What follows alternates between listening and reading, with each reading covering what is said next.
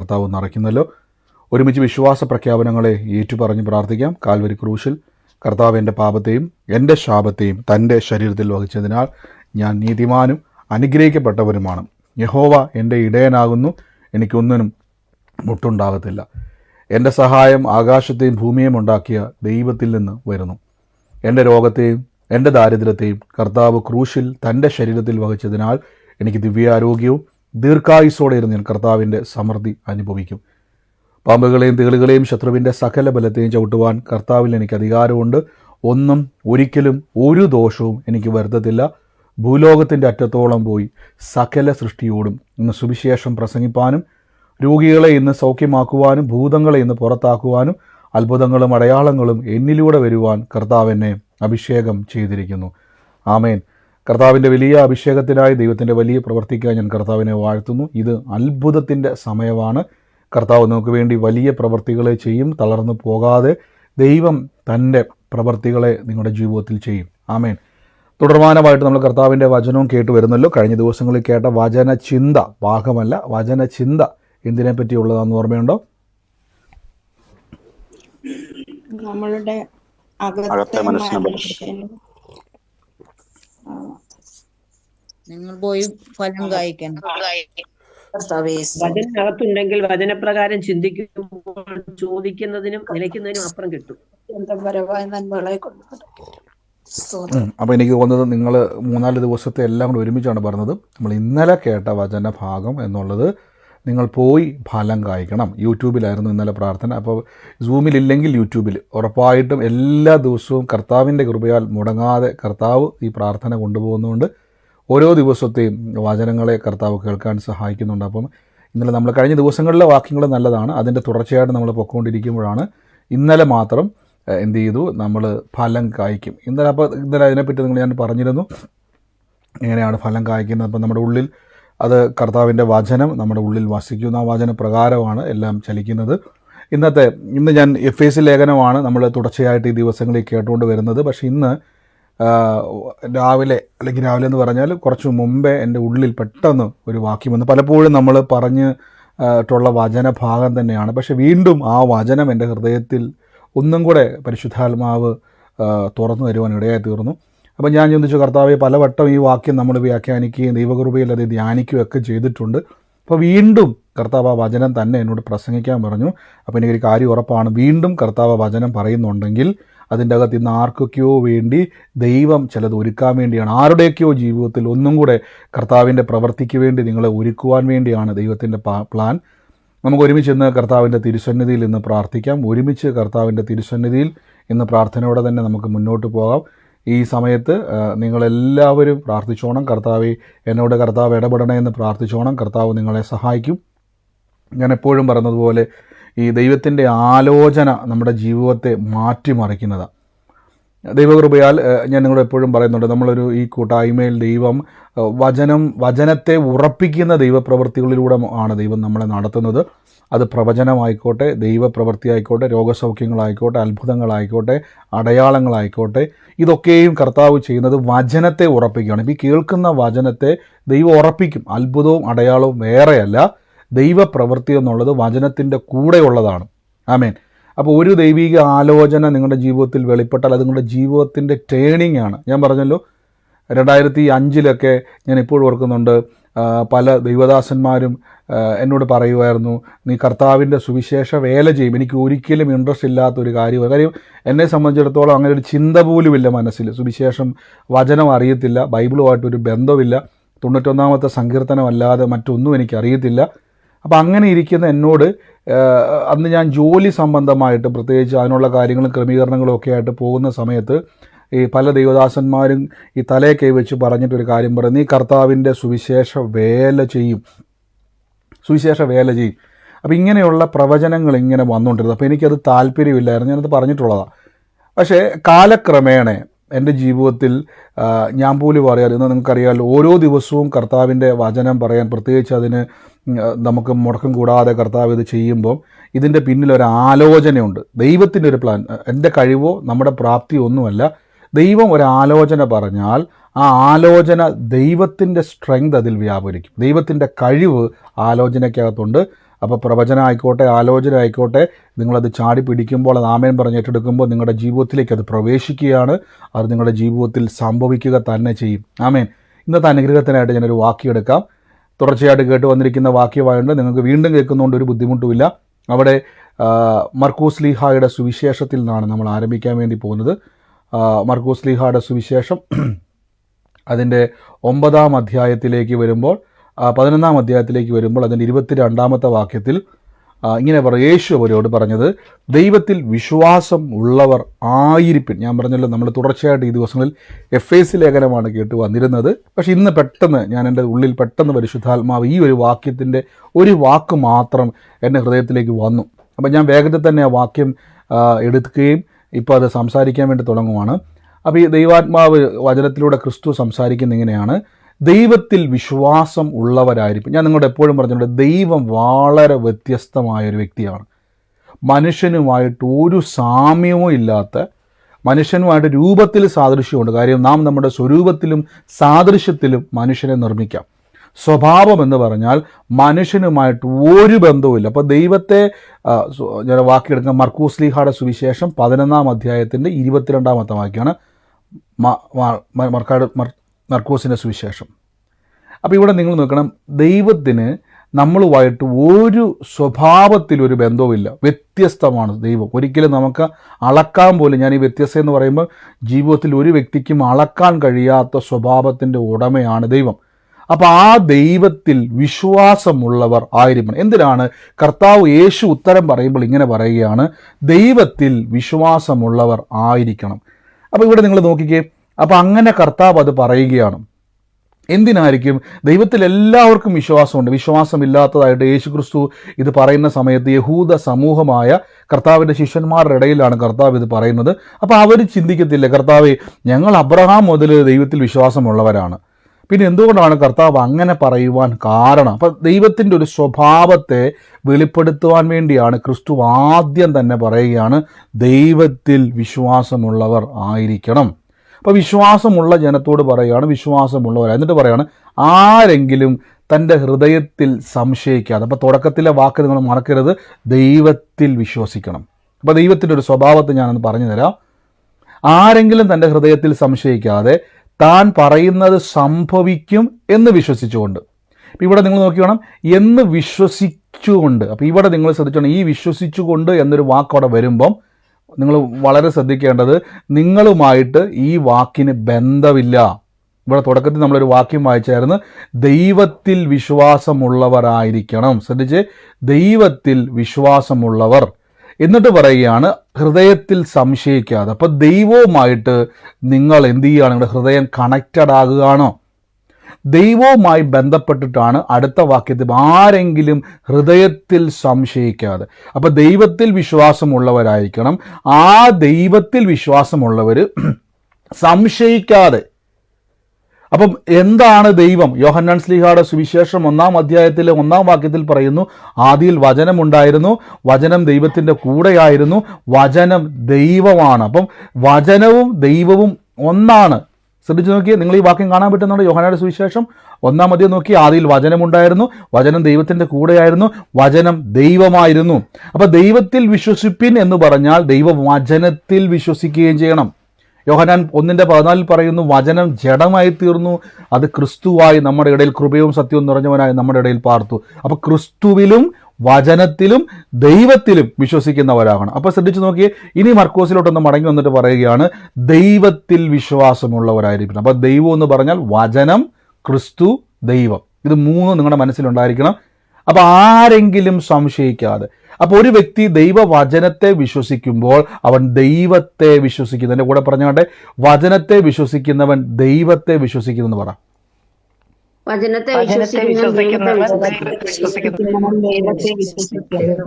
ആമേൻ. അപ്പൊ ദൈവത്തെ വിശ്വസിക്കുന്ന ഒരു വ്യക്തിക്ക് തീർച്ചയായിട്ടും ദൈവവചനത്തെ വിശ്വസിക്കുവാൻ കഴിയും. അപ്പോൾ വചനം എന്ന് പറഞ്ഞാൽ ദൈവമാണ്. ഇപ്പം നിങ്ങൾക്ക് എന്നെ വിശ്വസിക്കുന്നത് പോലെ തന്നെ ഇപ്പോൾ നിഖിൽ ബ്രദറിന് എനിക്ക് വിശ്വാസമാണെങ്കിൽ എൻ്റെ വാക്ക് നിങ്ങൾ വിശ്വസിച്ചേ പറ്റത്തുള്ളൂ.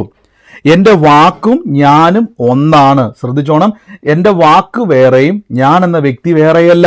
ഞാൻ എന്ന വ്യക്തി എന്താണോ അതാണ് എൻ്റെ വാക്ക്. ശ്രദ്ധിച്ചോണം. അപ്പം ഇത് രണ്ടും എപ്പോഴും ഒന്നായിരിക്കും. സങ്കീർത്തനത്തിൽ ഒരു വാക്യമുണ്ട് ഇങ്ങനെ കൊടുത്തിരിക്കുന്നത്, എൻ്റെ വചനം ഞാൻ ഒരിക്കലും എന്ത് ചെയ്യത്തില്ല, അത് മാറ്റുകയില്ല എന്നൊരു വാക്യമുണ്ട്. അപ്പം ദൈവത്തിൻ്റെ ഒരു പ്രത്യേകതയുണ്ട്. വചനം എന്ന് പറയുന്നത് ദൈവത്തിൻ്റെ സ്വഭാവം തന്നെയാണ്. അപ്പം ദൈവം തന്നെയാണ് വചനം. എന്നിട്ട് പറയുകയാണ്, ദൈവത്തിൽ വിശ്വസിപ്പിൻ. എന്നിട്ട് കർത്താവ് താഴേക്ക്, ആരെങ്കിലും ഹൃദയത്തിൽ സംശയിക്കാതെ താൻ പറയുന്നത് സംഭവിക്കും. ഇവിടെ നിങ്ങൾ നോക്കണം, താൻ പറയുന്നത് സംഭവിക്കും എന്ന് പറയുമ്പോൾ നിങ്ങൾ പറയുന്ന കാര്യത്തെക്കാൾ ഉപരി നിങ്ങൾ എന്തിലാണോ വിശ്വസിച്ചിരിക്കുന്നത് ആ വിശ്വസിച്ച കാര്യം പറയുന്നത്. മനസ്സിലാകുന്നുണ്ടോ? നിങ്ങൾ ദൈവത്തിൽ വിശ്വസിക്കുന്നുവെങ്കിൽ ദൈവത്തിൻ്റെ വചനത്തിലും ദൈവത്തിൻ്റെ വാക്കിലും വിശ്വസിക്കുന്നു. ആ വാക്കിൽ വിശ്വസിച്ചുകൊണ്ട് ആ വാക്കാണ് നിങ്ങൾ പറയുന്നത്, താൻ പറയുന്നത്. അപ്പോൾ ഇവിടെ നമ്മൾ പലപ്പോഴും തെറ്റിദ്ധരിക്കുന്നത്, നമ്മൾ വിളിച്ചു പറയുന്നത് എല്ലാം സംഭവിക്കുന്ന ഒരു ചിന്തയാണ് ആൾക്കാർക്ക്. ഒന്നുകൂടെ നോക്കിയേ, ഇവിടെ മൂലം മുഴുവൻ നിങ്ങൾ വായിക്കണേ, താൻ പറയുന്നത് സംഭവിക്കുമെന്ന് വിശ്വസിച്ചുകൊണ്ട്. അപ്പം എന്താണ് താൻ പറയേണ്ടത്? തുടക്കത്തിൽ യേശു പറഞ്ഞു, ദൈവത്തിൽ വിശ്വാസമുള്ളവരായിരിക്കണം. ആരാണ് ദൈവം? യോഹന്നാൻ പറഞ്ഞു, ആദിയിൽ വചനമുണ്ടായിരുന്നു, വചനം ദൈവമായിരുന്നു. അപ്പൊ ദൈവത്തിലും വചനത്തിലും ക്രിസ്തുവിലും വിശ്വസിക്കുന്ന ഒരു വ്യക്തി താൻ പറയുന്നത്, അപ്പൊ താൻ പറയുന്നത് എന്തായിരിക്കണം? താൻ പറയുന്നത് എന്തായിരിക്കണം? ഒന്ന് പറഞ്ഞു, എനിക്ക് കേട്ടത് വെച്ച് ഒന്ന് പറ, കൺഫ്യൂഷൻ ആയില്ലെന്ന് അറിയാൻ വേണ്ടിയാ. താൻ പറയുന്നത് ദൈവം പറഞ്ഞതായിരിക്കണം, നിങ്ങൾ പറയുന്നതല്ല. ഇപ്പൊ നിങ്ങൾക്ക് വേണേൽ എന്തും പറയാം. ഇപ്പൊ ഉദാഹരണമായിട്ട് പറയാം, തൃശ്ശൂർ നിൽക്കുന്ന ആ ഒരു ശക്തൻ ബസ് സ്റ്റാൻഡ് അല്ലെങ്കിൽ ആ ഒരു ശക്തൻ സ്റ്റാൻഡ് നേരെ കൊല്ലത്തോട്ട് മാറട്ടെ, നിങ്ങൾക്ക് ഈസി ആയിട്ട് പറയാൻ മേലേ? നിങ്ങൾക്ക് പറയാൻ മേലേ കോട്ടയത്ത് നിൽക്കുന്ന ആ ഒരു എന്താ പറയുന്നത്, ആ എന്താ തിരുനക്കര ഇതിൻ്റെ ആൽത്തറ നേരെ അങ്ങ് മാറിപ്പോട്ടെ, അത് തിരുവനന്തപുരത്തോട്ട് പോട്ടെ, നിങ്ങൾക്ക് എന്തും പറയാം. അവിടെ നിങ്ങൾ എന്തു പറയുന്നു എന്നുള്ളതല്ല അവിടെ വിഷയം. നിങ്ങൾ ആരിൽ വിശ്വസിക്കുന്നു, ആ വ്യക്തിയിൽ എന്തൊക്കെയുണ്ടോ, ആ വ്യക്തി എന്തൊക്കെ പറയുന്നുണ്ടോ അത് പറയുന്നതാണ് സംഭവിക്കുമെന്ന് പറഞ്ഞിരിക്കുന്നത്. നമ്മൾ എന്തു പറയുന്നു എന്നുള്ളതല്ല, നിങ്ങൾ എന്തു കേട്ടോ, എന്തറിഞ്ഞോ, എന്ത് വിശ്വസിച്ചോ അത് നിങ്ങൾ പറയുന്നത് സംഭവിക്കും. ഹല്ലേലൂയ. വീണ്ടും ഞാൻ പറയുന്നു, അതുകൊണ്ടാണ് വചനവുമായി ബന്ധം വേണം. നമ്മൾ പലപ്പോഴും ബൈബിൾ എപ്പോഴാണ് വായിക്കുന്നത്, ഒരു പ്രശ്നം വരുമ്പോൾ പെട്ടെന്ന് ഓടി വന്നിട്ട് കണ്ണടച്ചിട്ട് ഉടനെ നടുക്കത്ത് ബൈബിൾ എടുത്തിട്ട് ഒറ്റ തുറ സങ്കീർത്തനത്തിൽ ഏതെങ്കിലും ഒരു വചനം കിട്ടും. ചിലപ്പോൾ ആ സമയത്ത് കറങ്ങിത്തിരിഞ്ഞ് വരുന്ന വചനം ചിലപ്പോൾ നമ്മളെ ഞെട്ടിക്കുന്നൊരു വാക്യമായിരിക്കും. ഇതിൽ കൂടുതൽ നിങ്ങൾക്ക് ബൈബിളുമായിട്ട് എന്താ ബന്ധം? നിങ്ങൾ വചനം കൂടുതൽ അറിയും തോറും ദൈവത്തെ കൂടുതൽ അറിയുന്നു. ഇങ്ങനെ വേണം ബൈബിൾ വായിക്കാൻ. ദൈവത്തിൻ്റെ വാക്കുകളെ അറിയുന്നു, ദൈവം ആരെന്നറിയുന്നു. ഹല്ലേലൂയ. അപ്പൊ ഈ പറയുന്നത് സംഭവിക്കുമെന്ന് പറഞ്ഞാൽ നിങ്ങൾ എന്തും പറയുന്നു എന്നുള്ളതല്ല, നിങ്ങൾ എന്തു കേട്ടോ. ഇനി നിങ്ങൾ ശ്രദ്ധിച്ച്, ഹൃദയത്തിൽ സംശയിക്കരുത്. അപ്പൊ നിങ്ങളൊരു വചനം പറയുമ്പോൾ ഇത് ദൈവം പറയുന്നതാണ്, ഇത് ദൈവമാണ്, ദൈവത്തിൻ്റെ വാക്കാണ്, ഇത് സംഭവിക്കും എന്ന് വിശ്വസിച്ചുകൊണ്ട് ഈ മലയോട് നീങ്ങി. അപ്പോൾ തന്നെ നിങ്ങൾക്ക് മനസ്സിലായല്ലോ, മല ചാടി കടലിൽ പോകുന്ന കാര്യമല്ല യേശു പറയുന്നത്. ആ കാലഘട്ടത്തിൽ ഒരു മലയും എന്ത് ചെയ്തിട്ടില്ല, നിങ്ങൾ വായിക്കുന്നില്ലെന്നല്ല ഞാൻ പറഞ്ഞേക്കുന്നത്, ഒരു മലയും നീങ്ങിപ്പോകുന്നല്ല പറഞ്ഞേക്കുന്നത്. നിങ്ങൾ ആ മലയോട് നീങ്ങിപ്പോകുക എന്ന് പറഞ്ഞാൽ മല ഏതാണോ നിങ്ങളുടെ മുമ്പിൽ നിൽക്കുന്ന വിഷയം, ഏതാണോ പ്രശ്നം, അതിന് തത്തുല്യമായ വചനം നിങ്ങൾ പറഞ്ഞാൽ അത് സംഭവിക്കും. ഇനി മറ്റൊരു കാര്യം കൂടെ ഞാൻ പറഞ്ഞു തരാം. അവൻ പറയുന്നത് പോലെ സംഭവിക്കുമെന്ന് ഞാൻ സത്യമായും നിങ്ങളോട് പറയുന്നു. എന്നിട്ട് പറയാം, അതുകൊണ്ട് നിങ്ങൾ പ്രാർത്ഥിക്കുമ്പോൾ ചോദിക്കുന്നത്, യാചിക്കുന്നതല്ല, ചോദിക്കുന്നതൊക്കെ ലഭിച്ചു എന്ന് വിശ്വസിപ്പിൻ, എന്നാൽ നിങ്ങൾക്കത് ഉണ്ടാകും എന്ന് പറഞ്ഞു. ഇനി ഇവിടെ നിങ്ങൾ നോക്കണം, എന്നാൽ അത് ഉണ്ടാകും. ഒത്തിരി തവണ ഈ വാക്യം ധ്യാനിക്കുവാൻ കർത്താവ് നമുക്ക് കൃപ തന്നല്ലേ. എന്നാൽ ഉണ്ടാകും. ഇനി നിങ്ങളിവിടെ ശ്രദ്ധിച്ചോണേ, അതുകൊണ്ട് നിങ്ങൾ പ്രാർത്ഥിക്കുമ്പോൾ ചോദിക്കുന്നത്. അപ്പോൾ പ്രാർത്ഥിക്കുമ്പോൾ ചോദിക്കുന്നത്, നിങ്ങൾ എന്താണ് പ്രാർത്ഥിക്കുന്നത്? എന്താണ് പ്രാർത്ഥന എന്നുള്ളത് ഞാൻ നേരത്തെ പറഞ്ഞിട്ടുള്ളതുകൊണ്ട് ആ പ്രാർത്ഥന എക്സ്പ്ലെയിൻ ചെയ്യുന്നില്ല. പലപ്പോഴും നമ്മൾ ചെയ്യുന്ന പ്രാർത്ഥനയെ പറ്റിയല്ല അവിടെ പറഞ്ഞിരിക്കുന്നത്. ആ പ്രാർത്ഥന എന്താണെന്നുള്ളത് ഞാൻ നേരത്തെ പറഞ്ഞിട്ടുണ്ട്. നിങ്ങൾ പ്രാർത്ഥിക്കുമ്പോൾ ചോദിക്കുന്നതൊക്കെ ലഭിച്ചു എന്ന് വിശ്വസിപ്പിൻ. അപ്പോൾ ഇത്രയും വചനം കേട്ടത് മറന്നുപോകല്ലേ. 22 മുതൽ നമ്മൾ കേട്ടു, ദൈവത്തിൽ വിശ്വസിപ്പിൻ, ഹൃദയത്തിൽ ദൈവത്തിൻ്റെ വചനത്തെയും ദൈവത്തെ സംശയിക്കാതെ ദൈവം എന്തു പറയുന്നോ അത് സംഭവിക്കുമെന്ന് വിശ്വസിച്ചുകൊണ്ട് ആ മലയോട് നീങ്ങി പോകാമെന്ന് പറഞ്ഞാൽ നിങ്ങളുടെ പ്രശ്നം മാറും. വചനം എന്തു പറയുന്നു അത് നിങ്ങളുടെ ജീവിതത്തിൽ സംഭവിക്കും. അതാണ് അവിടെ പറഞ്ഞിരിക്കുന്നത്. എന്നിട്ട് താഴെ പറയുകയാണ്, അതുകൊണ്ട് നിങ്ങൾ പ്രാർത്ഥിക്കുമ്പോൾ ചോദിക്കുന്നതൊക്കെയും ലഭിച്ചു എന്ന് വിശ്വസിപ്പിൻ. അപ്പോൾ നിങ്ങൾ പ്രാർത്ഥിക്കുമ്പോൾ നിങ്ങൾ ചോദിക്കുന്നത് ലഭിച്ചു എന്ന് വിശ്വസിപ്പിൻ. അപ്പോൾ തൊട്ട് മുകളിലത്തെ വാക്യത്തിൻ്റെ അതേ കണക്ഷൻ തന്നെയാണ് ഇവിടെ പറഞ്ഞിരിക്കുന്നത്. നിങ്ങൾ എന്ത് കേട്ടോ എന്ത് അറിഞ്ഞോ ദൈവത്തിൽ നിന്ന് അത് വേണം ചോദിക്കാൻ, അതിൽ പ്രകാരം വേണം ചോദിക്കാൻ. ഇപ്പോൾ ഉദാഹരണമായിട്ട് പറയുക, ബൈബിളിൽ ഒരു വാക്യമുണ്ട്, നിനക്ക് വീടല്ല വീടുകൾ തരും, ആവർത്തന പുസ്തകത്തിൽ പറഞ്ഞിരിക്കുന്നു. അപ്പോൾ വീടിന് വേണ്ടി പ്രാർത്ഥിച്ചത്, കർത്താവേ എനിക്കൊരു ഭവനം കിട്ടിയാൽ മതിയായിരുന്നു, എനിക്ക് എവിടെയെങ്കിലും കയറി കിടന്നാൽ ഒരു ഭവനം കിട്ടിയാൽ മതിയായിരുന്നു എന്ന് പ്രാർത്ഥിക്കുന്നത് വിശ്വാസിയുടെ പ്രാർത്ഥന അല്ല കേട്ടോ. ആ പ്രാർത്ഥന യാചകന്റെ പ്രാർത്ഥനയാണ്. കിട്ടിയാൽ കിട്ടി എന്ന് പറയുന്നവൻ്റെ പ്രാർത്ഥനയാണ്. അത് ചിലപ്പോൾ കിട്ടിയെന്ന് വരാൻ കാരണം തോന്നിയതുകൊണ്ട് ചിലപ്പോൾ കിട്ടിയില്ലെന്നും വരാം. പക്ഷേ പ്രാർത്ഥിക്കുമ്പോൾ ചോദിക്കുന്നവനുണ്ട്. ആ ചോദിക്കണമെങ്കിൽ ദൈവവും നിങ്ങളും ആയിട്ടുള്ള കണക്ഷൻ മനസ്സിലാകണം. ഇപ്പോൾ ഉദാഹരണം പറയുക, ബൈബിൾ വായിച്ചുകൊണ്ടിരിക്കുക, ഭവനത്തിന് വേണ്ടി പ്രാർത്ഥിക്കുന്ന ഒരു വ്യക്തിയാണ് ഞാൻ ഉദാഹരണം പറയുക. ആ വ്യക്തിക്ക് ഭവനമില്ല. ആ വ്യക്തി ഇങ്ങനെ, കർത്താവ് എനിക്കൊരു നല്ല ഭവനം, എൻ്റെ വീട് മൊത്തം ഞാൻ വാടകയ്ക്ക് നടക്കുവാണ്, എനിക്ക് സ്വന്തമായിട്ട് വീടില്ല, എനിക്ക് ആഗ്രഹമുണ്ട് പക്ഷെ പൈസയില്ല, സഹായിക്കാൻ ആളുമില്ല, ഇങ്ങനെ ഭാരപ്പെട്ടിരിക്കുന്ന സമയത്താണ് ആവർത്തന പുസ്തകത്തിലേക്ക് ഒരു വാക്യം കാണുന്നത്. നിനക്ക് ഞാൻ വീടല്ല സകലതും നിറഞ്ഞിരിക്കുന്നതും നീ നട്ട് നനച്ചിട്ടില്ലാത്ത തോട്ടങ്ങളും സകല സമ്പത്തും നിറഞ്ഞിരിക്കുന്ന ഭവനങ്ങളും എല്ലാം നിറഞ്ഞിരിക്കുന്ന പട്ടണങ്ങളെയും ഞാൻ നിനക്ക് അവകാശമാക്കി തരും എന്നൊരു വചനം നിങ്ങൾ കണ്ടെന്നിരിക്കട്ടെ. ഉടനെ നിങ്ങൾ എന്ത് ചെയ്യുന്നു? നിങ്ങളുടെ തോട്ട് പാറ്റേൺ വ്യത്യാസം വരുത്തണം. നിങ്ങളുടെ ചിന്തകൾക്കകത്തൊരു വ്യത്യാസമാണ്. അപ്പോൾ നിങ്ങൾ ദൈവമേ ഞാനിപ്പോൾ പ്രാർത്ഥിച്ചുകൊണ്ടിരിക്കുന്നത് തരണേ എന്നാണല്ലോ, പക്ഷെ ബൈബിള് പറയുന്നത് ഞാൻ നിനക്ക് തരുമെന്നാണ്. ദൈവം പറയുന്നു ഞാൻ നിനക്ക് തരുമെന്ന്, ഞാൻ പറയുന്നു തരണമേ. ഒന്ന് ചിന്തിച്ച് നോക്കിയാൽ, ഒന്നുകൂടെ ഞാൻ പറയാം, ആ വാക്യം ഒന്ന് വേഗത്തിലെടുക്കാവുമെന്ന് ഞാനത് എടുത്തില്ല. ആവർത്തന പുസ്തകത്തിലെ ആ വാക്യം, നിനക്ക് സകല സമ്പത്തും നിറഞ്ഞിരിക്കുന്നതും നട്ടുനച്ചിട്ടില്ലാത്ത തോട്ടങ്ങളും, ആവർത്തനം 6:11 അല്ലേ, ആവർത്തനം 6:11 ഞാൻ കാണിക്കാവേ, നിങ്ങൾക്കൊന്ന് മനസ്സിലാകാൻ വേണ്ടിയാണ് ഇത് പറഞ്ഞു വന്നിരിക്കുന്നത്. എനിക്കൊന്ന് എപ്പോഴും നമ്മൾ എടുക്കുന്നതിനേക്കാൾ കുറച്ചും കൂടെ ഒരു മാറ്റം ഇന്ന് ഈ വചനത്തിൽ വന്നെന്ന് എനിക്ക് വിശ്വസിക്കുന്ന കാര്യം, എപ്പോഴും നടക്കുന്ന രീതിയിലേക്ക് ഇത് വന്ന് ഞാൻ ഓർത്ത സെയിം ആയിരിക്കുന്നു വിചാരിച്ചു. പക്ഷേ കർത്താവ് കുറച്ചും കൂടെ എന്ത് ചെയ്തു, പ്രമാണിക്കേണ്ടതിന്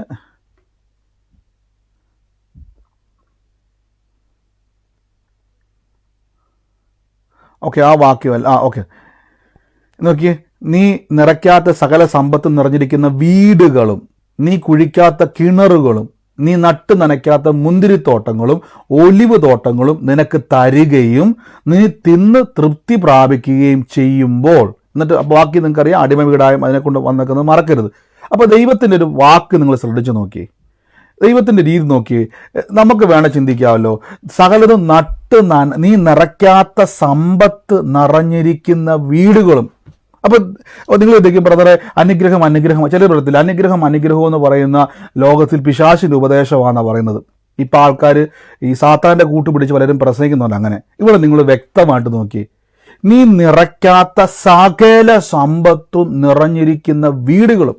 അപ്പം ഞാൻ നിറയ്ക്കാത്ത സമ്പത്ത്, അതിൻ്റെ അർത്ഥം ഞാൻ സേവ് ചെയ്യാത്ത സമ്പത്ത്, സകല സമ്പത്തും. ഞാൻ ഇതുവരെ എനിക്കിപ്പം ദൈവകൃപയിൽ ഒരു ജോലിയുണ്ട്, കർത്താവിൻ്റെ എൻ്റെ ഏറ്റവും വലിയ ജോലി സുവിശേഷമാണ്. രണ്ടാമതാണ് എൻ്റെ ജോലിയെ ഞാൻ കാണുന്നത്. ഞാൻ ചെയ്യുന്ന ജോലി എന്നാ വലുതാണെങ്കിലും എൻ്റെ ജോലി സെക്കൻഡറിയും സുവിശേഷ വേലയാണ് എൻ്റെ ഫസ്റ്റ് പ്രയോറിറ്റി. ഞാൻ അങ്ങനെ വിശ്വസിക്കും. ഇനിയിപ്പോൾ ലോകത്തിൽ രാജാവായാലും ഞാൻ പറയും ആ ജോലി സെക്കൻഡറിയാണ്, അത് പാർട്ട് ടൈമാണ്, ഫുൾ ടൈം കർത്താവിൻ്റെ വേലയാണ്. ഓർത്തണം, നിങ്ങളെല്ലാവരും ഞാൻ പറയും, നിങ്ങൾ എവിടെ ജോലി ചെയ്താലും, എത്ര വലിയ മന്ത്രിയോ കളക്ടറോ എന്തുവായാലും നിങ്ങൾ പറയണം എൻ്റെ ജോലി പാർട്ട് ടൈമാണ്, ഞാൻ ഫുൾ ടൈം സുവിശേഷ വേലയ്ക്ക് വിളിക്കപ്പെട്ടവനാണ്. അപ്പോൾ ഇവിടെ വചനം പറയുകയാണ്, അപ്പോൾ നിങ്ങൾ അധ്വാനിക്കുന്ന ഒരു സമ്പത്തുണ്ടല്ലേ, നമുക്കൊരു സേവിങ് ഉണ്ട്, ഒരു സേവിങ്സ് ഉണ്ട്. ഇവിടെ അതല്ല പറഞ്ഞിരിക്കുന്നത്. നീ നിറയ്ക്കാത്ത സമ്പത്തുകളും, നോക്കിയേ, ഞാൻ സേവ് ചെയ്യാത്ത സമ്പത്തുകളും നിറച്ചിരിക്കുന്ന വീടുകളും. അപ്പോൾ ഒരു വീടല്ല, നോക്കിയേ, വീടുകളും. എൻ്റെ കൂടെ എന്ന് പറഞ്ഞു, ഒന്നല്ല, വീടുകളും, ഒന്നിലധികം ഉണ്ടെന്ന് പറ.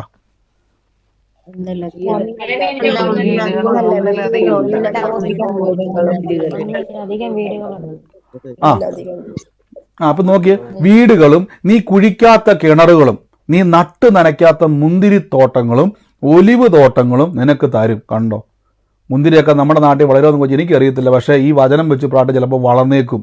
ആമേൻ. അപ്പോൾ ഒലിവ് തോട്ടങ്ങളും നിനക്ക് തരികയും നീ തൃപ്തി പ്രാപിക്കുകയും ചെയ്യുമ്പോൾ, അപ്പോൾ നിനക്ക് തൃപ്തി വരുന്ന രീതിയിൽ. ഇത്ര നിങ്ങൾക്ക് മനസ്സിലായല്ലോ. അപ്പോൾ ഇത് വായിക്കുന്ന സമയത്ത് നിങ്ങൾ ഇത്രയും ദിവസം പ്രാർത്ഥിച്ചുകൊണ്ടിരുന്നത്, കർത്താവ് എനിക്കൊരു വീടൊന്നും കിട്ടിയില്ലെങ്കിലും ഒരു ചായപ്പാണെങ്കിലും കിട്ടിയാൽ മതി. അപ്പം നമ്മുടെ മനോഭാവം കണ്ടോ, നമ്മുടെ ചോദ്യം കണ്ടോ, നമ്മുടെ പ്രാർത്ഥന കണ്ടോ, നമ്മുടെ ആത്മീയമായിട്ട് നമ്മുടെ കമ്മ്യൂണിക്കേഷൻ കണ്ടോ. അപ്പോൾ നിങ്ങളിത് കണ്ടു കഴിയുമ്പോൾ ഉടനെ നിങ്ങൾ എന്ത് ചെയ്യുക? അപ്പോൾ ദൈവം പറയുന്നു തരും, നിനക്ക് തരികയും തരും. അപ്പം ഞാൻ ചോദിക്കുന്നത് തരണേ, വ്യത്യാസം കണ്ടോ? ഞാൻ ചോദിക്കുന്നത് വീട് തരണേ, ദൈവം പറയുന്നത് തരും. അപ്പം ഇത് തമ്മിൽ ചേരുവോ? ഒരാൾ തരണേ എന്ന് പറയുമ്പോൾ ഒരാൾ തരും എന്ന് പറഞ്ഞു. ഇപ്പം ഞാൻ പറയുക, ഇപ്പോൾ ഉദാഹരണമായിട്ട് ഞാൻ പറയാം, ഞാൻ നിങ്ങൾക്ക് ഒരു ഫോൺ തരും. അപ്പം നിങ്ങൾ ചോദിക്കുക തരണേ എന്ന് പറഞ്ഞാൽ മലയാള ഗ്രാമർ പ്രകാരം ആ രണ്ട് വാക്കും തമ്മിൽ ചേരുവോ? നിങ്ങൾ പറ. മലയാളത്തിന് ഇല്ല, അതിൽ തമ്മിൽ ചേരുന്ന വാക്ക് ഏതായിരിക്കും? തരും, കിട്ടും, കിട്ടും, അല്ല, രണ്ടും തമ്മിൽ ചേരണം, രണ്ടും തമ്മിൽ ചേരണം, തന്നിരിക്കണം. രണ്ടും തമ്മിൽ അതാ ഞാൻ പറഞ്ഞത്. മലയാള ഭാഷയുടെ ആ ഒരു ഭാഷയുടെ ഗ്രാമർ ഞാൻ ചോദിച്ചത് അതുകൊണ്ടാണ്. എന്നോടിപ്പം ഞാൻ പറയുകയാണ്, ഞാനിപ്പം ഒരു മൊബൈൽ നിങ്ങൾക്ക് തരും എന്ന് പറഞ്ഞാൽ തരണേ എന്ന് പറയുന്നത് തെറ്റായ പ്രയോഗമാണ്. കാര്യം ഒരാൾ നോക്കട്ടെ എന്ന് പറഞ്ഞാൽ പറ്റുമോ എന്ന് ചോദിക്കും. അപ്പം നമ്മൾ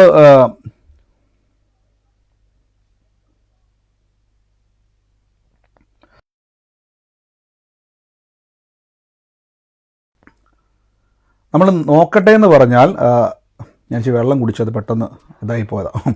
അപ്പം ഒരാൾ തരാം എന്ന് പറഞ്ഞാൽ നമ്മളത് തരാം എന്ന് പറഞ്ഞാൽ തരണേ എന്നല്ല പറഞ്ഞത്, തരാം എന്ന് പറഞ്ഞാൽ നന്ദി, അത് തന്നെ. കണ്ടോ? ഓ താങ്ക് യു. കണ്ടോ? ഇതാണ് അതിന് ചേരുന്ന ഗ്രാമർ, ഇതാണ് ചേരുന്ന വാക്ക്. ഇപ്പം നിങ്ങൾക്ക് ക്ലിയർ ആയോ? ഒരാൾ തരുക എന്ന് പറഞ്ഞാൽ നിങ്ങൾ താങ്ക് യു പറഞ്ഞാൽ, ഇപ്പം നിങ്ങൾ പറയുന്നത് അയ്യോ ഞാൻ പറയാം ഞാൻ നിങ്ങൾക്ക് ഒരു മൊബൈൽ ഫോൺ തരാം കേട്ടോ എന്ന് പറഞ്ഞാൽ നിങ്ങളുടെ മറുപടി എന്തുമായിരിക്കും? അയ്യോ തരണേന്നാണോ അതോ താങ്ക് യു എന്നാണോ നന്ദി എന്നാണോ വളരെ ഉപകാരം എന്നാണോ പറഞ്ഞത്? ഇതിലേത്? ആ വളരെ നന്ദി. അതിന്റെ അർത്ഥം അതിനോട് ചേരുന്ന വാക്കെന്ന് പറഞ്ഞാൽ അതാണ്. ഇപ്പം നിങ്ങൾക്ക് മനസ്സിലായോ? ഇവിടെ ദൈവം നിറച്ചിരിക്കും എന്ന് പറയുമ്പോൾ നിങ്ങൾ പ്രാർത്ഥിക്കുന്നത് തരണേന്ന്. അപ്പോൾ എന്ത് കമ്മ്യൂണിക്കേഷൻ, മിസ്കമ്മ്യൂണിക്കേഷൻ എന്ന് പറയും.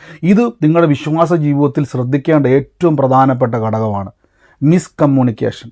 നമ്മൾ പലപ്പോഴും ചിന്തിക്കും ഇതൊക്കെ വലിയ കാര്യമാണ്, ദൈവത്തിന് ഇതൊക്കെ വലിയ കണിശമുള്ള ആളാണ്, ദൈവത്തിൻ്റെ സ്വഭാവം പഠിച്ചാൽ മതി.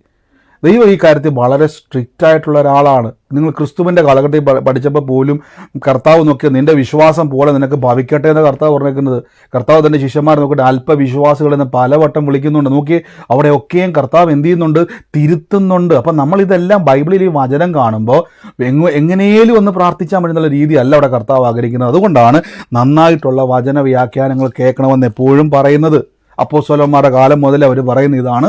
നമ്മൾ പലപ്പോഴും കേൾക്കാത്തതും അറിയാത്തതും കാര്യമാണ്. ഇനി നിങ്ങൾക്ക് മനസ്സിലാവും. അപ്പം ഇതുമായിട്ട് എന്താണ് ബന്ധം? ഇവിടെ നിങ്ങൾ നോക്കിയേ. അപ്പം നമ്മൾ ഉപയോഗിക്കേണ്ട ഒരു രീതി, ബൈബിളിനെ നമ്മൾ അപ്രോച്ച് ചെയ്യേണ്ടത്, ദൈവവുമായിട്ട് നമ്മൾ കണക്റ്റഡ് ആകേണ്ടത് എങ്ങനെയാണെന്ന് ചോദിച്ചാൽ, ദൈവം പറയുന്നു തരും. അപ്പം നമ്മൾ ഇവിടെ നിന്നാണ് സ്വോത്രം എന്ന വാക്കിൻ്റെ മഹത്വം മനസ്സിലാക്കേണ്ടത്. സ്വോത്രം നമ്മൾ എടുത്തില്ലേ, സ്വോത്രം സ്വോത്രം സ്വോത്രം സ്വോത്രം. ഇപ്പോൾ ആൾക്കാർ ഇങ്ങനെ കളിയാക്കിയിട്ട് എന്ത് ചെയ്യാറുണ്ട്, ചില കോമഡിയിലൊക്കെ പറയാറില്ലേ സ്വോത്രം. സ്വോത്രം എന്ന വാക്കിൻ്റെ അർത്ഥം താങ്ക്സ് ഗീവിംഗ് എന്ന്. അതുകൊണ്ടാണ് ഫിലിപ്പിയ ലേഖനത്തിൽ പറഞ്ഞിരിക്കുന്നത് നിങ്ങളുടെ ആവശ്യങ്ങളൊക്കെയും സ്വോത്രത്തോടെ ദൈവത്തോട് അറിയിക്കണം എന്ന് പറഞ്ഞിരിക്കുന്നത്. ആമേൻ. അപ്പം എന്താണ് ഈ ഒരു വാക്യവുമായിട്ടുള്ള ബന്ധം? ഞാൻ മടങ്ങി വരാം. മർക്കോസിൽ നോക്കി. അതുകൊണ്ട് പ്രാർത്ഥിക്കുമ്പോൾ ചോദിക്കുന്നതൊക്കെയും ലഭിച്ചു. ശ്രദ്ധിച്ചോണം, ലഭിച്ചു. അപ്പം ഈ ചോദിക്കുന്ന കാര്യങ്ങൾ ലഭിച്ചു എന്ന് വിശ്വസിപ്പിൻ, എന്നാൽ നിനക്കതുണ്ടാകും. അപ്പം ഞാൻ പറയുന്നു, അടുത്തൊരു മലയാളത്തിൻ്റെ മനുഷ്യൻ്റെ ലാംഗ്വേജും ദൈവത്തിൻ്റെ ലാംഗ്വേജും തമ്മിലുള്ള ഒരു വലിയൊരു എറർ, മിസ്റ്റേക്ക് ഞാൻ പറഞ്ഞു തരാം. നിങ്ങളുടെ കയ്യിൽ ഉള്ള ഒരു കാര്യം, ഇപ്പോൾ ഉദാഹരണമായിട്ട് നിങ്ങളുടെ കയ്യിലൊരു മൊബൈൽ ഫോൺ ഇല്ല. ഇപ്പം നിങ്ങളോട് ഞാൻ ചോദിക്കുക, സഹോദരി ഞാൻ ഒരു കാര്യം ചെയ്യാം, ഇന്ന് നമ്മുടെ സൂം പ്രയർ നടക്കുന്നുണ്ട്, അതിൽ പങ്കുചേരണം എന്ന് പറയുമ്പോൾ ഓക്കെ ബ്രദറെ ഞാൻ കയറിയേക്കാം എന്ന് പറയുമ്പോൾ നിങ്ങളുടെ മൊബൈൽ ഇല്ല, വാട്സാപ്പോ സൂമോ കയറാൻ പറ്റുന്ന ഒരു മൊബൈൽ ഫോൺ ഇല്ല. അപ്പോൾ നിങ്ങൾ കയറാം എന്ന് പറഞ്ഞാൽ അത് സത്യമാണോ കള്ളത്തരമാണോ നുണയാണോ?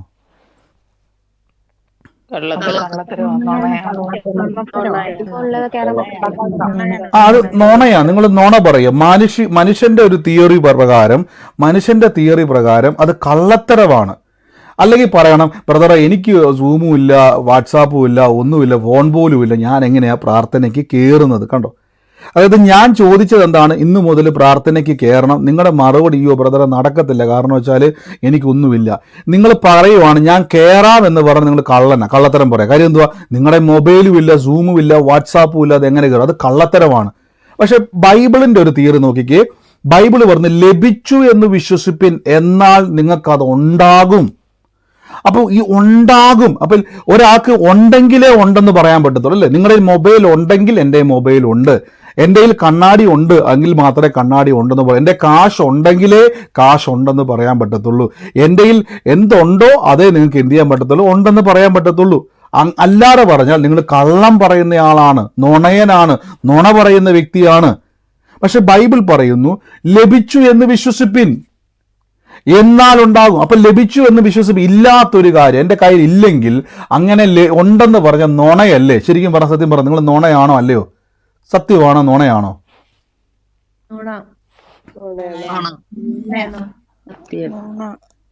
ഇത് നുണയാണ്, സത്യമാകത്തില്ല. കാരണം വെച്ചാൽ മനുഷ്യന്റെ ബുദ്ധിയിൽ ഉള്ളത് പറയുന്നതാണ് സത്യം, ബാക്കിയെല്ലാം കള്ളത്തരമാണ്. പക്ഷെ ബൈബിൾ പറയുന്നു ലഭിച്ചു എന്ന് വിശ്വസിപ്പില്ല. അതിൻ്റെ അർത്ഥം നിങ്ങൾക്ക് ലഭിച്ചിട്ടില്ല.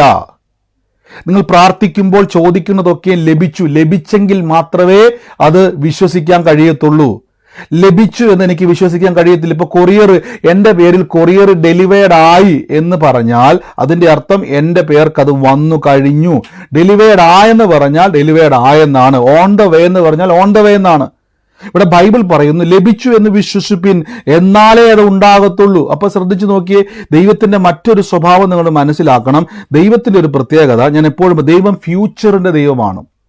ദൈവം ഒരിക്കലും നമ്മളെപ്പോലെ ഒരു പ്രസന്റ് സിറ്റുവേഷനിൽ വസിക്കുന്ന ആളല്ല, വർത്തമാന കാലത്തിൽ നിൽക്കുന്ന ആളല്ല, ദൈവം ഭൂതകാലത്തിൽ ജീവിക്കുന്ന ആളല്ല, ദൈവം ഭാവിയിൽ നിൽക്കുകയാണ്. ദൈവത്തിന് 2026 അറിയാം.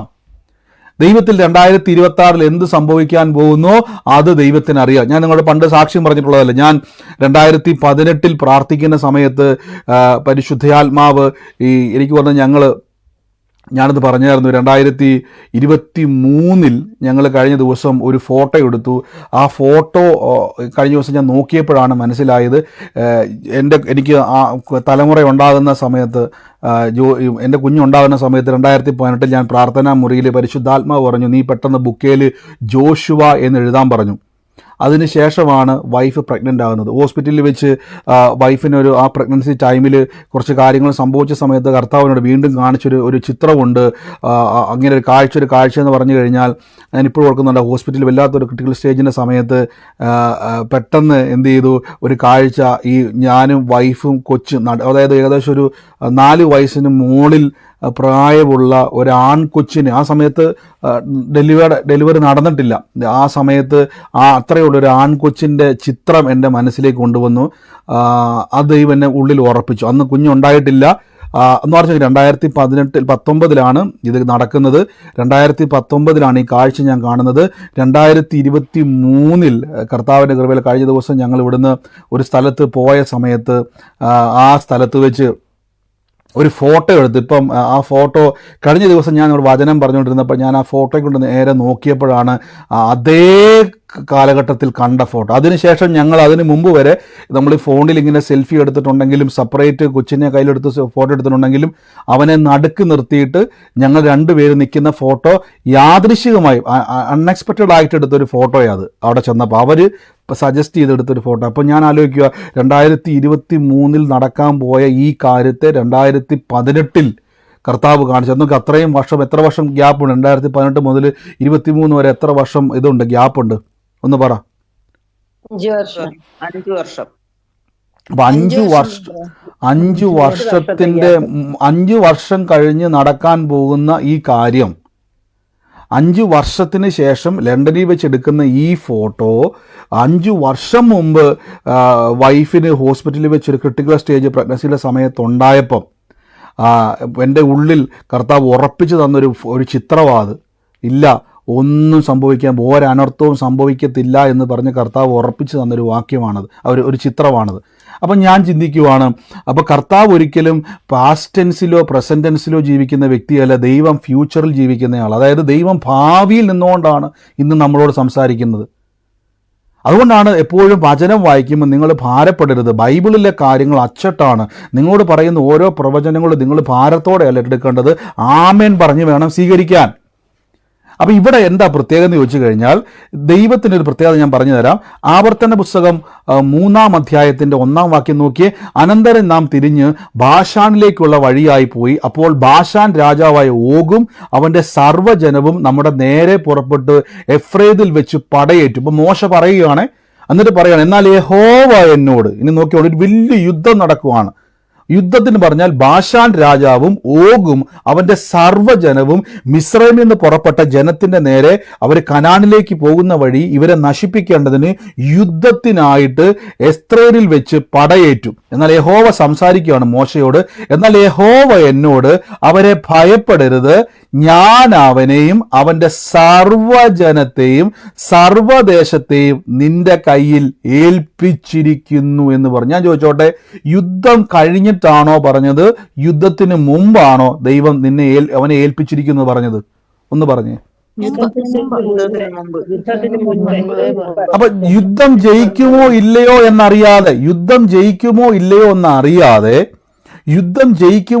എന്നറിയാതെ മോശ ടെൻഷൻ അടിക്കുമ്പോൾ തമ്പുരാൻ പറയുകയാണ്, നീ പേടിക്കൊന്നും വേണ്ട, ആ സർവ്വജനത്തെയും ദേശത്തെയും നിന്റെ കയ്യിൽ ഏൽപ്പിച്ചിരിക്കുന്നു. അതിൻ്റെ അർത്ഥം മണിക്കൂറുകൾക്ക് ശേഷമോ ദിവസങ്ങൾക്ക് ശേഷമോ ഈ യുദ്ധത്തിൽ എന്ത് സംഭവിക്കുവാൻ പോകുന്നു എന്ന് ആർക്കറിയാം? ഒന്ന് പറ, ആർക്കറിയാം? കർത്താവിനറിയാം. ഇതാണ് കർത്താവ് നിൽക്കുന്നത് പാസ്റ്റ് ടെൻസിലല്ല, പ്രസന്റ് ടെൻസ് വർത്തമാനകാലത്തിലല്ല, ദൈവം നിൽക്കുന്നത് ഭാവി കാലത്ത്. അതിന്റെ അർത്ഥം മണിക്കൂറുകൾക്ക് ശേഷം നടക്കാൻ പോകുന്ന ജയം ദൈവം കണ്ടു. എന്ന് കണ്ടു? മോശെ, നീ യുദ്ധത്തിന് ഇറങ്ങുന്നതിന് മുമ്പേ ഈ യുദ്ധത്തിന്റെ അവസാനം ഞാൻ കണ്ടു കഴിഞ്ഞിട്ടുണ്ട്. നീ യുദ്ധം ചെയ്യുന്നതിന് മുമ്പേ നിന്റെ ജയത്തെ ഞാൻ ഓൾറെഡി പ്ലാൻ ചെയ്ത് വെച്ചിരിക്കുക. അതുകൊണ്ട് നീ എന്ത് ചെയ്യുക? ധൈര്യത്തോടെ അങ്ങ് പൊക്കോ. ഇതുകൊണ്ടാണ് ബൈബിളിൽ പലയിടങ്ങളിൽ ഭയപ്പെടേണ്ട എന്നൊക്കെ പറയാൻ കാരണം മനസ്സിലായോ? ദൈവത്തിന് നിങ്ങളുടെ ഭാവിയിൽ എന്ത് സംഭവിക്കാൻ പോകുന്നത് കറക്റ്റായിട്ട് അറിയാം. അതുകൊണ്ട് ഭാരപ്പെടരുത്. ഒരു വിശ്വാസി പ്രാർത്ഥിക്കുമ്പോൾ വായി തോന്നുന്ന ഒന്നും പ്രാർത്ഥിക്കാതെ തിരിച്ചറിഞ്ഞു വേണം പ്രാർത്ഥിക്കാൻ. ആരാണ് എൻ്റെ ദൈവം? എന്താണ് എൻ്റെ ദൈവം? ലോകത്തിൽ ഒരു മനുഷ്യനും നിങ്ങളുടെ ഭാവിയെ എന്ത് ചെയ്യാൻ പറ്റത്തില്ല, പ്രെഡിക്റ്റ് ചെയ്യാൻ കഴിയത്തില്ല. ഒരാൾക്കും നിങ്ങൾക്ക് പറയാൻ കഴിയത്തില്ല. ഒരു വ്യക്തിക്ക് പോലും സംസാരിക്കാൻ കഴിയത്തില്ല. പക്ഷേ വ്യക്തമായി അറിയാവുന്ന ഒരു ദൈവത്തിൻ്റെ സന്നിധിയിലാണ്, ആ പുസ്തകമാണ് നിങ്ങളുടെ കയ്യിൽ ഇരിക്കുന്നത്. ആമേൻ.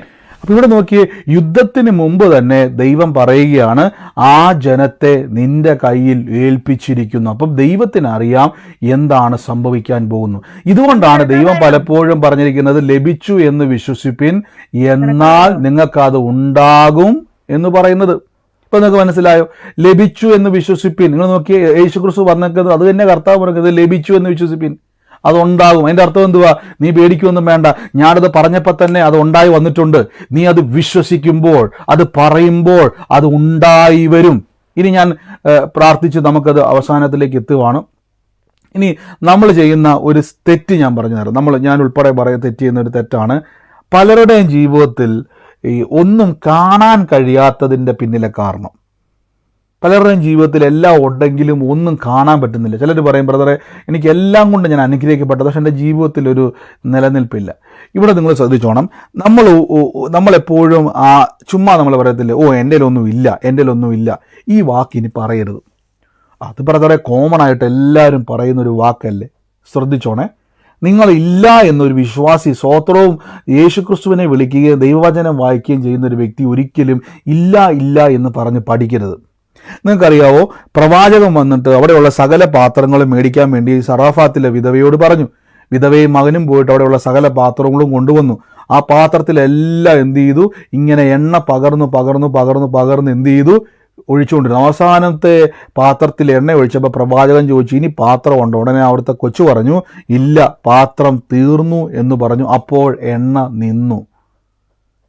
ഇല്ല എന്ന് എപ്പോൾ പറഞ്ഞു, അവിടെ എന്ത് ചെയ്തു? അവിടെ അവസാനിച്ചു. ഇനി നമ്മൾ പലപ്പോഴും ബൈബിളിലെ ഒരു രീതി ഞാൻ പറഞ്ഞു തരാം.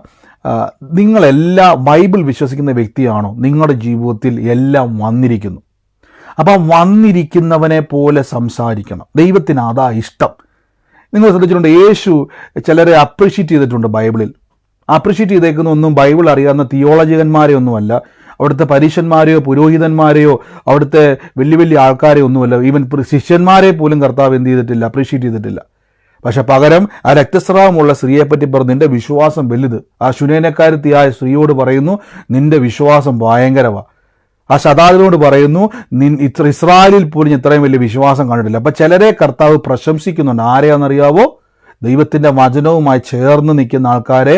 അവരുടെ ക്വാളിറ്റി നോക്കിയിട്ടല്ല, അവരുടെ പഠന മികവ് നോക്കിയിട്ടല്ല, അവരുടെ കഴിവ് നോക്കിയിട്ടല്ല, അവർക്ക് ആ മർമ്മം പിടികിട്ടി. ഇല്ലെന്ന് പറയുന്നവനെ അല്ല ദൈവത്തിന് ഇഷ്ടം, ഉണ്ടെന്ന് പറയുന്നവനെ ഇഷ്ടം. ഞാൻ പറഞ്ഞല്ലോ, നമ്മളിപ്പോൾ നിൽക്കുന്നത് മനുഷ്യൻ്റെ തിയറിയില്ല. മനുഷ്യൻ്റെ തിയറിയിൽ ഇല്ലാത്തൊരു കാര്യം ഉണ്ടെന്ന് പറഞ്ഞാൽ അവൻ കള്ളനാണ്. ഇല്ലാത്തൊരു കാര്യം, രോഗം യേശുവിൻ്റെ തിരുമുറിവിനാൽ സൗഖ്യം വന്നിരിക്കുന്നു എന്ന് പറയുന്നതാണ് എളുപ്പം, സൗഖ്യമാക്കണമേ എന്ന് പറയുന്നതാണ്. മനുഷ്യൻ്റെ ഒരു മനുഷ്യ തിയറിയിൽ നിങ്ങളിപ്പോൾ അയൽവക്കത്തെക്കാരൻ യേശുവിനെ അറിയാത്തൊരു വ്യക്തി കേൾക്കാൻ നിങ്ങൾ പറയുക, കർത്താവിൻ്റെ തിരുമുറിവിനാൽ എനിക്ക് സൗഖ്യം വന്നിരിക്കുന്നു. ഉടനെ ക്യാൻസർ രോഗം വന്നെന്ന് അറിയാവുന്ന അപ്പുറത്തെ വീട്ടിൽ അയൽവക്കത്തിൽ ആൻറ്റി ചോദിക്കും, ക്യാൻസർ മാറിയോ? അപ്പോൾ ഉടനെ ഞാൻ വിശ്വസിക്കുന്നു. അപ്പോൾ നിങ്ങൾ പറയാൻ വിശ്വസിക്കുന്നു. ഉടനെ അവർ ചിന്തിക്കും, അല്ല അതിന് ക്യാൻസർ മാറിയില്ലല്ലോ. കൊണ്ട് മനുഷ്യൻ്റെ തിയറിയിൽ നിങ്ങൾ കർത്താവിൻ്റെ തിരുമുറിവിനാൽ എനിക്ക് സൗഖ്യം വന്നിരിക്കുന്നു എന്ന് പറഞ്ഞാൽ അത് തെറ്റാണ്. രോഗം മാറാതെ സൗഖ്യമായെന്ന് പറയാൻ കഴിയത്തില്ല. രോഗം മാറാതെ സൗഖ്യം വന്നു എന്ന് വിശ്വസിക്കാൻ കഴിയത്തില്ല. മനുഷ്യൻ്റെ ബുദ്ധിയിൽ തെറ്റാണ്. അപ്പോൾ നമ്മൾ എന്ത് ചെയ്യണം? രോഗം മാറ്റണേ ആക്കുക. ഇത് നമ്മൾ മനുഷ്യൻ്റെ തിയറി ഇപ്പോൾ ഉപയോഗിച്ചുകൊണ്ടിരിക്കുക. ദൈവസന്നിധിയിൽ പോയിട്ട് മനുഷ്യൻ്റെ തിയറി ഉപയോഗിക്കുമ്പോൾ ദൈവമായിട്ട് അതിന് ബന്ധമില്ല. അതുകൊണ്ട് പലപ്പോഴും നമ്മുടെ പ്രാർത്ഥനകൾ പരാജയപ്പെട്ടു പോകുന്നു, നമ്മുടെ വിശ്വാസം പരാജയപ്പെട്ടു പോകുന്നു. ദൈവത്തിൻ്റെ തിയറിയുമായിട്ട് ചേരണമെങ്കിൽ ദൈവം പറയുന്നത് പോലെ നിങ്ങൾ പ്രാർത്ഥിക്കണം, വിശ്വസിക്കണം. അപ്പോൾ നിങ്ങൾ എന്ത് ചെയ്യണം?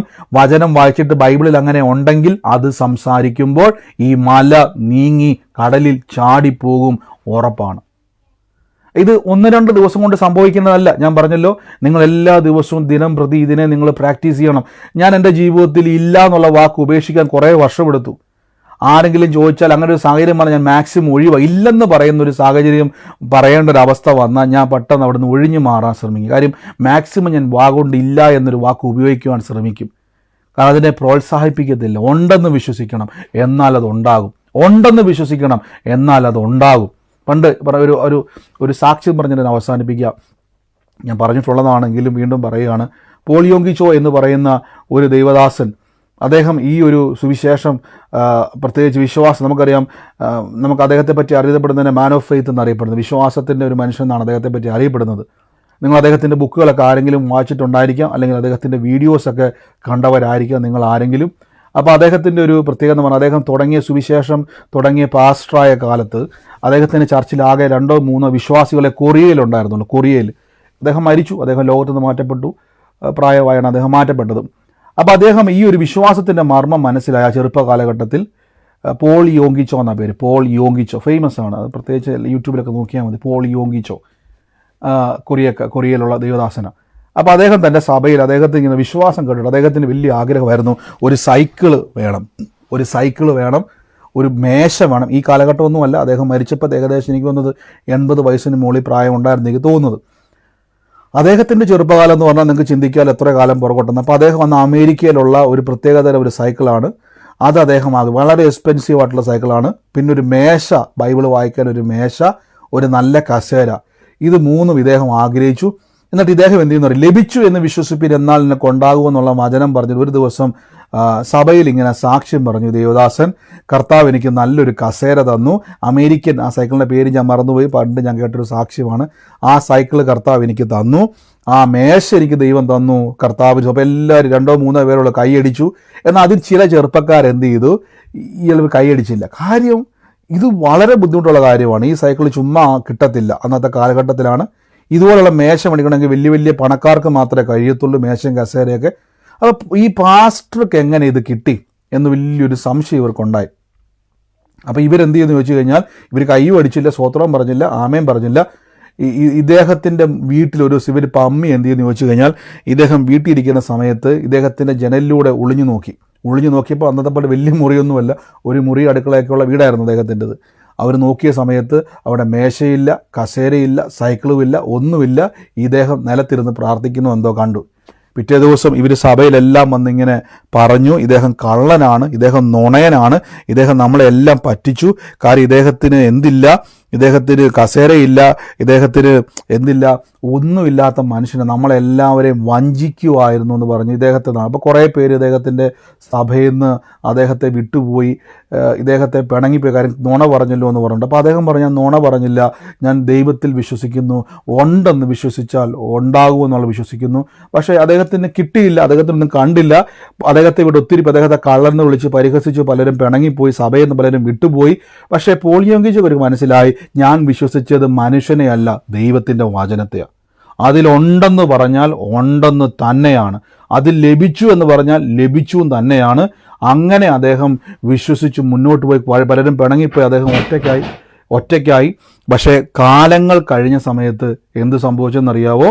അദ്ദേഹത്തിന് ആ പറഞ്ഞ സൈക്കിളും കിട്ടി, അദ്ദേഹത്തിന് അതേ മേശയും അതേ സൈക്കിളും സൗജന്യമായി തന്നെ കർത്താവ് കൊടുത്തു. അതിനേക്കാൾ വലിയൊരു അതിശയം, ലോകത്തിലെ ഏറ്റവും വലിയ സഭയുടെ പാസ്റ്ററായിട്ട് അദ്ദേഹം മാറി. ഏകദേശം കണക്ക് എനിക്കറിയത്തില്ല, ഞാൻ പറഞ്ഞ ചിലപ്പോൾ കണക്ക് ശരിയോ തെറ്റോ ആകാം, എങ്കിലും 7 ലക്ഷത്തോളം വിശ്വാസികളുള്ള ഒരു സഭയുടെ പാസ്റ്ററാക്കി കൊറിയയിൽ ദൈവം അദ്ദേഹത്തെ മാറ്റി. എന്നാലും 7 ലക്ഷം. അന്ന് പിണങ്ങിപ്പോയവരുടെ കൂടെ അദ്ദേഹം സോറി പറഞ്ഞു, എനിക്ക് തെറ്റുപറ്റിപ്പോയി, ഞാൻ അറിയാതെ കള്ളം പറഞ്ഞതാ കേട്ടോ എന്ന് പറഞ്ഞുകൊണ്ട് അവരുടെ കാലേ വീണ് ഇരുന്നെങ്കിൽ 7 ലക്ഷം വിശ്വാസികൾ. ഇന്നും അദ്ദേഹത്തിൻ്റെ ഒരു മെസ്സേജൊക്കെ കേട്ടാൽ നിങ്ങളുടെ ആൾ മാറും. അതേപോലെ മാൻ ഓഫ് ഫെയ്ത്ത് എന്ന് അദ്ദേഹം അറിയപ്പെടുന്നത്, വിശ്വാസത്തിൻ്റെ മനുഷ്യൻ. വിശ്വാസം എങ്ങനെ നമ്മൾ പറയാം, അങ്ങനെ ഒരു ലൈഫ് സ്റ്റൈലിലേക്ക് അദ്ദേഹത്തെ മാറ്റാൻ കാരണം ഈ വചനങ്ങളാണ്. ലഭിച്ചു എന്ന് വിശ്വസിപ്പിൻ, എന്നാൽ ഉണ്ടാകും. ആര് പറയുന്നു, ദൈവത്തെ മൈൻഡ് ചെയ്യുക. ദൈവം എന്തു പറയുന്നു അത് വിശ്വസിക്കുക. വചനത്തിൽ എന്തു പറയുന്നു അത് ഏറ്റു പറയുക. മല നീങ്ങി കടലിൽ ചാടി പോയിരിക്കും. ഇതാണ് ദൈവത്തിൻ്റെ സ്വഭാവം. തുടർച്ചയായിട്ട് നമുക്ക് വീണ്ടും കർത്താവിൻ്റെ വചനം കേൾക്കാം, നമുക്ക് ഒരുമിച്ച് പ്രാർത്ഥിക്കാം. വലിയ പ്രവർത്തികളാൽ കർത്താവ് ചെയ്യുവാൻ ഇടയായിത്തീരും. നമുക്ക് ഒരുമിച്ച് ദൈവസന്നിധിയിൽ നന്ദി പറയാം. കർത്താവ് എന്നോട് ഉള്ളിൽ ഒരു ഷാരോൺ എന്ന് പറയുന്ന ഒരു വ്യക്തിക്ക് വേണ്ടി പ്രാർത്ഥിക്കാൻ കാണിക്കുന്നു. ഷാരോണുമായിട്ട് ബന്ധപ്പെട്ട ആരെങ്കിലും ഇന്ന് സൂമിലോ ലൈവിലോ എന്നെ കേൾക്കുന്നുവെങ്കിൽ ഷാരോണുമായിട്ട് ബന്ധപ്പെട്ട് എന്റെ മോളാ ഷാരോൺ. ഷാരോൺ മകനാണ് ഷാരോൺ. മകനാരാ? മകനോ? മോളല്ല, മകനുള്ള ഏറ്റെടുത്തു. ഇന്ന് ഷാരോണെ കർത്താവ് തൊടുവാണ്. ഷാരോണിന് അനിയനുള്ളതാരാ? ഈ ഷാരോണും ഒരു അനിയനും ഉള്ളതാരാ? ഷാരോണും അനിയനും ഉള്ളത് യേശുവിൻ്റെ നാമത്തിൽ നിന്ന് അനുഗ്രഹിച്ച് പ്രാർത്ഥിക്കുന്ന. അപ്പോൾ കർത്താവെ, അനുഗ്രഹത്തിൻ്റെ അത്ഭുതം ഇന്ന് ഷാരോണെ തൊടുവാണ്. ഷാരോണിൻ്റെ മേലും ഷാരോണിൻ്റെ അനിയൻ്റെ മേലും, പെങ്ങളല്ല അനിയൻ്റെ മേലും കർത്താവെ ഞങ്ങൾ യേശുവിൻ്റെ നാമത്തിൽ നിന്ന് ബ്ലസ് ചെയ്യുന്ന. കുടുംബത്തിൻ്റെ മേൽ പരിശുദ്ധാത്മാവിൻ്റെ പ്രവൃത്തി എന്ന് വെളിപ്പെടുന്നല്ലോ. ഞാൻ എപ്പോഴും പറഞ്ഞതുപോലെ നിങ്ങളുടെ ദൈവം എന്നോട് സംസാരിക്കുന്ന ഓരോ ദൈവിക ഞാൻ എന്തുകൊണ്ടാണ് നിങ്ങളെന്ന വ്യക്തിയെ കൂടുതൽ ആര് വരുന്നുണ്ടോ, ആര് പോകുന്നുണ്ടോ, ആരൊക്കെ നിൽക്കുന്നുണ്ടോ എന്ന് ഞാൻ നോക്കാത്തതിൻ്റെ കാര്യം, എന്നോട് കർത്താവ് പറഞ്ഞിട്ട് ഇനി എന്നോട് ദൈവാത്മാ വരാൻ പോകുന്ന ഒട്ടുമുക്കാലും ഫ്യൂച്ചറിൽ, എൻ്റെ ഫ്യൂച്ചറിൽ ഞാനുമായിട്ട് റിലേറ്റഡ് ആയിട്ടുള്ള കാര്യങ്ങളെ കർത്താവ് ഓൾറെഡി സംസാരിച്ചു കഴിഞ്ഞു. അതുകൊണ്ട് എനിക്ക് അതാണ് ഞാൻ പറഞ്ഞത്, നിങ്ങൾ ഈ ദിവസങ്ങളിൽ വളരണം. കർത്താവിൽ നിങ്ങളോട് ദൈവം സംസാരിക്കും. എന്താണ് നിങ്ങളുടെ ഭാവിയിൽ സംഭവിക്കുക, എല്ലാ കാര്യങ്ങളും അല്ലെങ്കിൽ പോലും നമ്മൾ ഏകദേശം ദൈവം സംസാരിക്കും.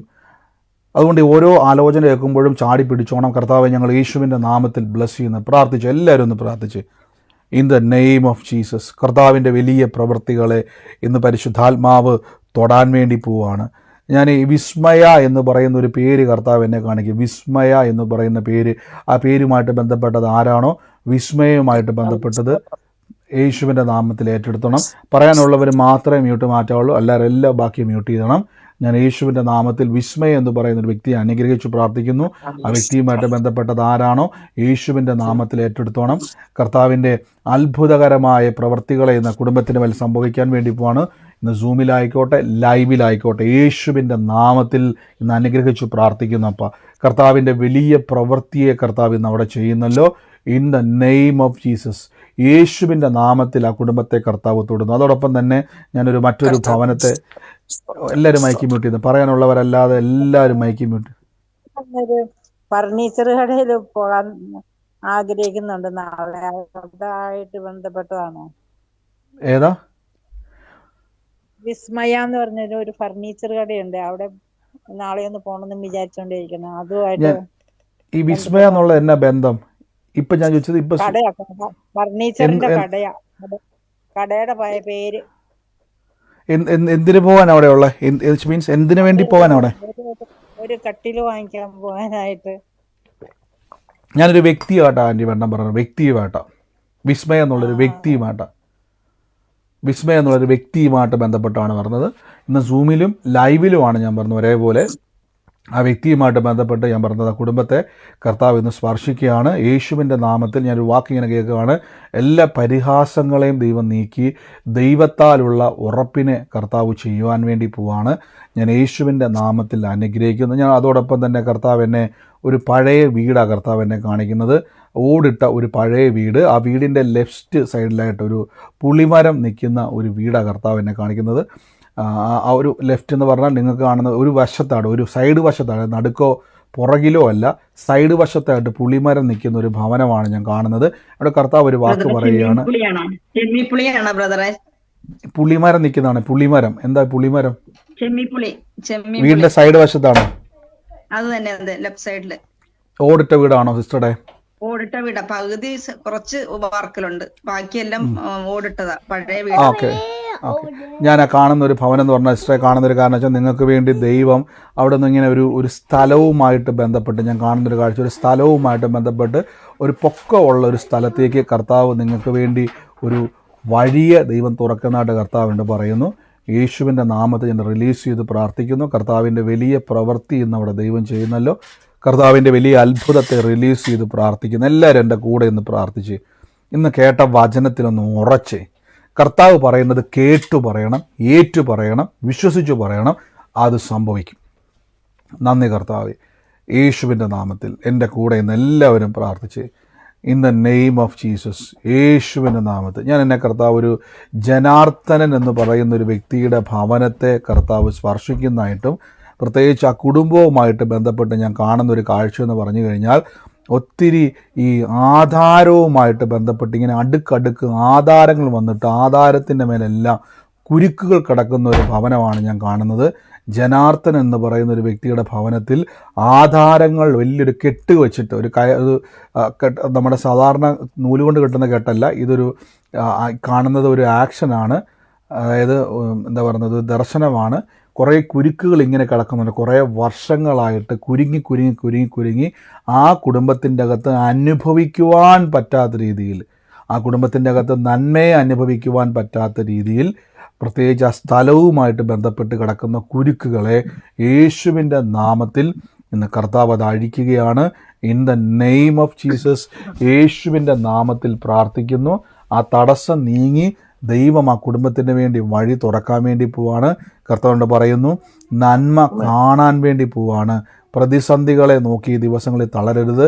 കർത്താവിൻ്റെ വലിയ പ്രവൃത്തികളെ ഇന്ന് ദൈവം ചെയ്യുവാൻ വേണ്ടി പോവാണ്. അതോടൊപ്പം തന്നെ കർത്താവ് എന്നെ ഒരു സനോജ് എന്ന് പറയുന്ന ഒരു വ്യക്തിയുമായി ബന്ധപ്പെട്ട ആ ഭവനത്തെ കർത്താവ് തൊടുന്നതായിട്ട് പറയുന്നു. ആ കുടുംബത്തിൻ്റെ മേൽ ഒരു വാക്ക് ദൈവം പറയുകയാണ്. രോഗത്തിൻ്റെ ആത്മാക്കളെ യേശുവിൻ്റെ നാമത്തിൽ പുറത്താക്കി വലിയൊരു ദൈവികമായിട്ടുള്ള സൗഖ്യത്തിൻ്റെ സ്വസ്ഥതയെ ദൈവം അവിടെ ചെയ്യുവാൻ വേണ്ടി പോവുകയാണ്. In the name of Jesus ഞാൻ യേശുവിൻ്റെ നാമത്തിൽ ഇന്ന് അനുഗ്രഹിച്ചു പ്രാർത്ഥിക്കുന്നു.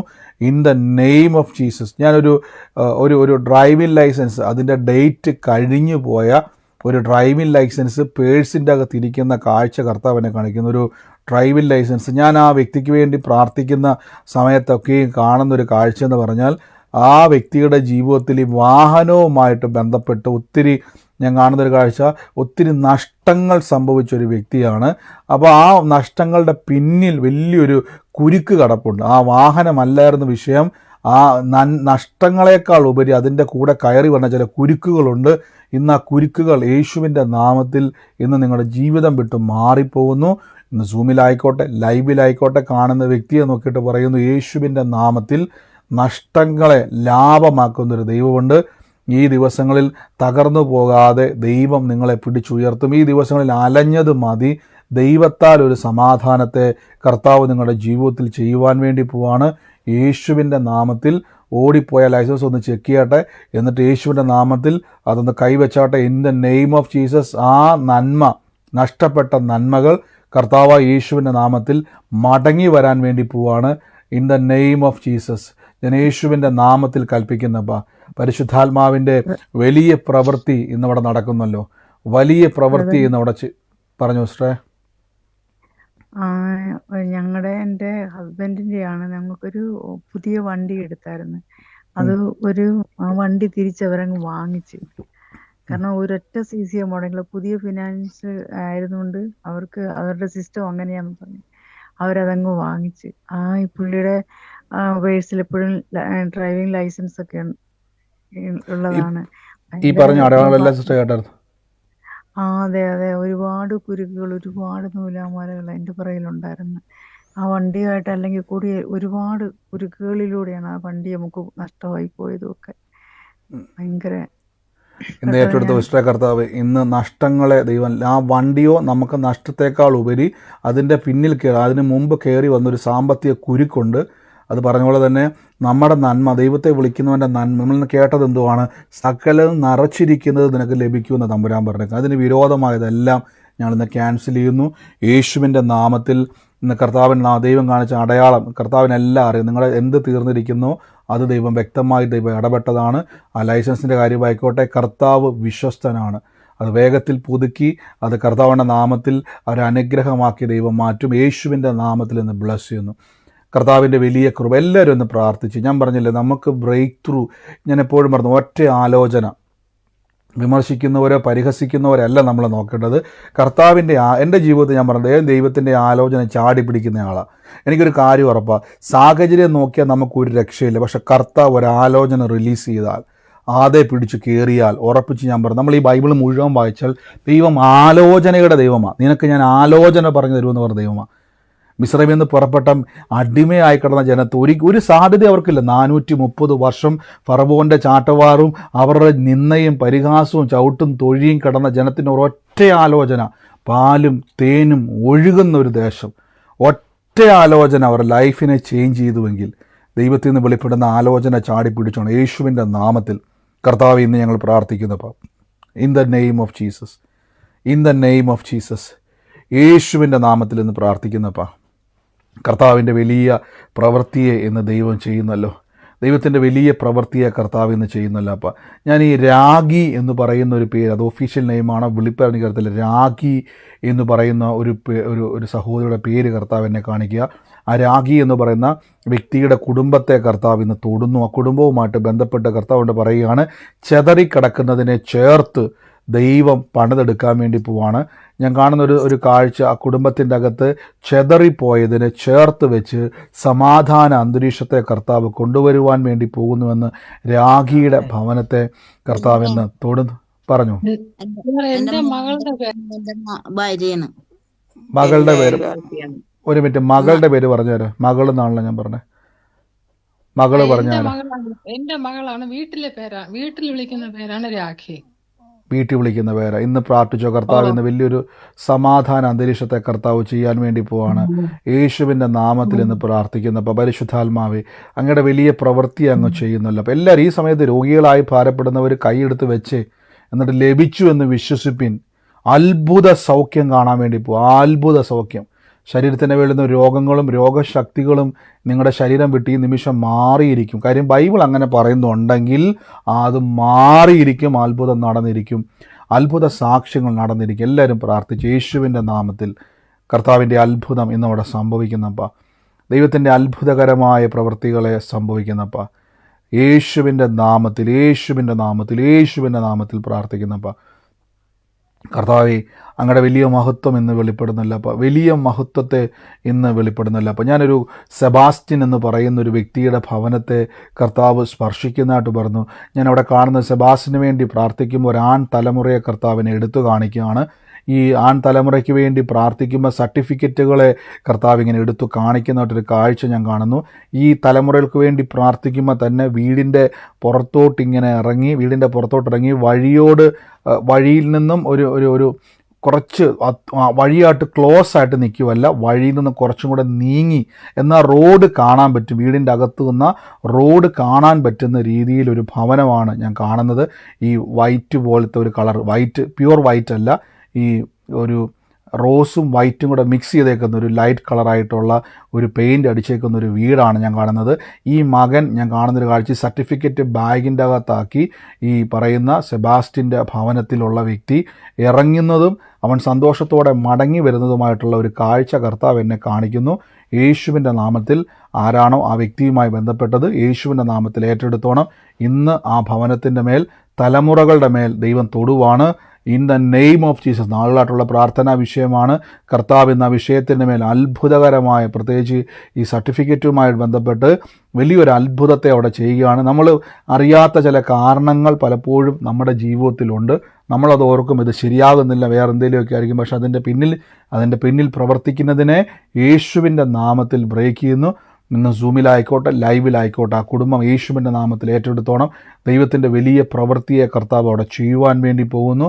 In the name of Jesus ഞാൻ യേശുവിൻ്റെ നാമത്തിൽ അത് റിലീസ് ചെയ്ത് പ്രാർത്ഥിക്കുന്നപ്പാ. കർത്താവിൻ്റെ അത്ഭുതം. അല്ലാത്തവരെല്ലാം മൈക്ക് മ്യൂട്ട് ചെയ്ത്, പറയാനുള്ളവരല്ലാത്ത എല്ലാവരും മ്യൂട്ട് ചെയ്ത്, ബാക്കി എല്ലാവരും മൈക്ക് മ്യൂട്ട് ചെയ്യണം. ഈ സമയത്ത് ആരും എനിക്ക് പ്രത്യേകിച്ച് ഞാൻ ഈ ഹെഡ്സെറ്റ് വെച്ചേക്കുന്നതുകൊണ്ട് എനിക്ക് സൗണ്ട് കയറി വരും. അല്ലാത്തവരെല്ലാം മൈക്ക് മ്യൂട്ട് ചെയ്തേ.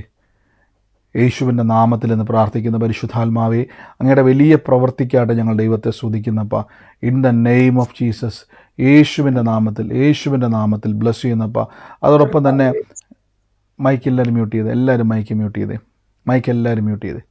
In the name of Jesus യേശുവിൻ്റെ നാമത്തിൽ എന്ന് പ്രാർത്ഥിക്കുന്ന പരിശുദ്ധാത്മാവെ, അങ്ങയുടെ വലിയ പ്രവൃത്തിക്കായിട്ട് ഞാൻ സ്തുതിക്കുന്നപ്പോൾ ഞാനൊരു ഭവനത്തെ കർത്താവ് എന്നെ കാണിക്കുകയാണ്. ഈ ഭവനം ഈ കായലിൻ്റെ സൈഡിലുള്ള ഒരു ഭവനമാണ്. ഈ ഭവനത്തിൻ്റെ അടുത്തേക്ക് വരുമ്പോൾ ഈ കായൽ അടുത്തുണ്ടെങ്കിലും ഒരു പാലം കയറി, ഈ വീടിൻ്റെ അകത്തോട് വരുന്നത് പാലം കയറി ഇറങ്ങിയിട്ട് അവിടെ ഒരു കിണർ കാണുന്നുണ്ട്. ആ ഒരു കിണർ കഴിഞ്ഞിട്ട് കുറച്ചും കൂടെ മുന്നോട്ട് പോയിട്ട് ലെഫ്റ്റ് സൈഡിലോട്ട് തിരിയുമ്പോഴാണ് ഒരു വീട് കർത്താവ് എന്നെ കാണിക്കുന്നത്. ആ ഒരു വീട്ടിൽ ഞാൻ കാണുന്നത്, കയറി ചെല്ലുമ്പോൾ തന്നെ ഒരു പെൺകുട്ടിയെ കർത്താവ് എന്നെ ആ ഭവനവുമായിട്ട് ബന്ധപ്പെട്ട് കാണിക്കുന്നുണ്ട്. ആ ഒരു കുടുംബത്തെ കർത്താവ് ഇന്ന് തൊടുകയാണ്.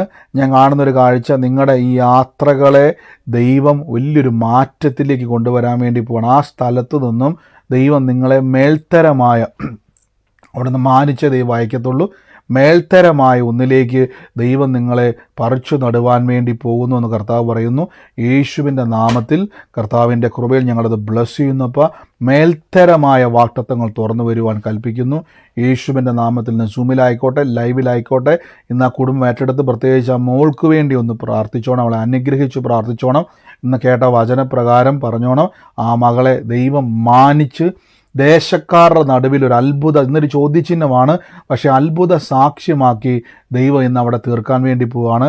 In the name of Jesus ഞാൻ യേശുവിൻ്റെ നാമത്തിൽ ഇന്ന് ബ്ലസ് ചെയ്യുന്നു. ഈ സമയത്ത് തന്നെ രോഗികളായി ഭാരപ്പെടുന്ന ഈ ചെവിക്കകത്ത് ഞാൻ കാണുന്നൊരു കാഴ്ച, ചെവിക്കകത്ത് ചില സമയത്ത് വല്ലാത്തൊരു പെയിൻ വന്നിട്ട് ചില സമയങ്ങളിൽ നമുക്ക് എന്താ പറയുന്നത്, പിടിച്ചു നിൽക്കാൻ പോലും കഴിയാത്ത രീതിയിൽ വേദന അനുഭവപ്പെടുന്ന ഒരു വ്യക്തിയെ കർത്താവ് കൈ അവിടെ ഇതുകൊണ്ടൊരു വിരലെടുത്ത് ആ ചെവിയിൽ അവിടെ കൊണ്ട് കൈ ഒന്ന് വെച്ചത് യേശുവിൻ്റെ നാമത്തിൽ ഇന്ന് കർത്താവിൻ്റെ സൗഖ്യം നടക്കുകയാണ്. ഇയർ ബാലൻസിൻ്റെ പ്രോബ്ലം ഉള്ളവരും കൈവച്ചു.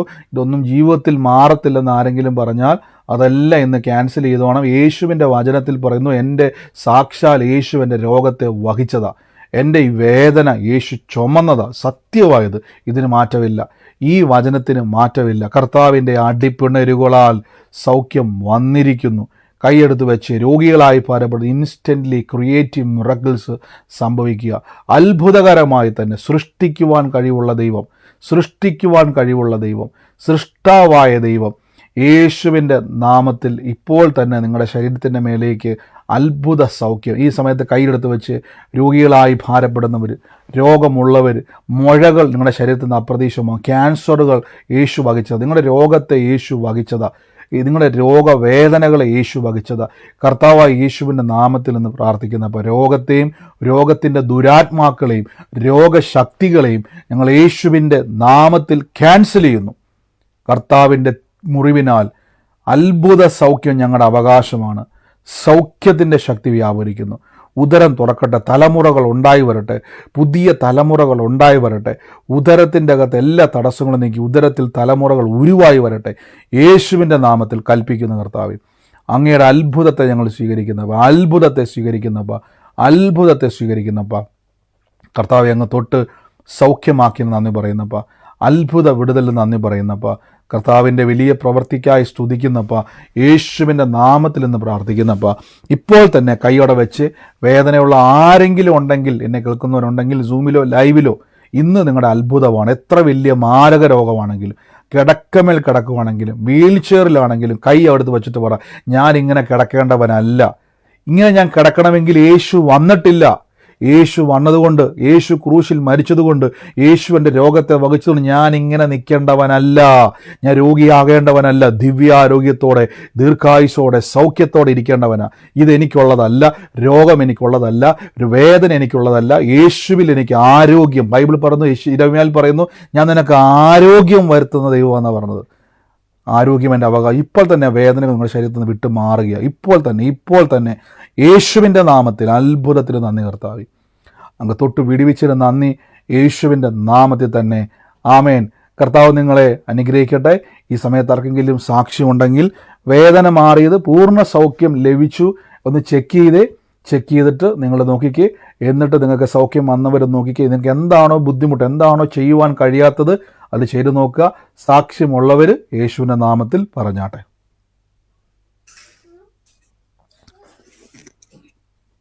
പ്രൈസ് ലോർഡ് പാസ്റ്ററെ. പറഞ്ഞു. കഴിഞ്ഞ ദിവസം ആണെങ്കിൽ ഒരു സൗമ്യ എന്ന ഒരു വ്യക്തിയെ ദൈവം സ്പർശിക്കുന്നു എന്ന് പറഞ്ഞില്ലേ?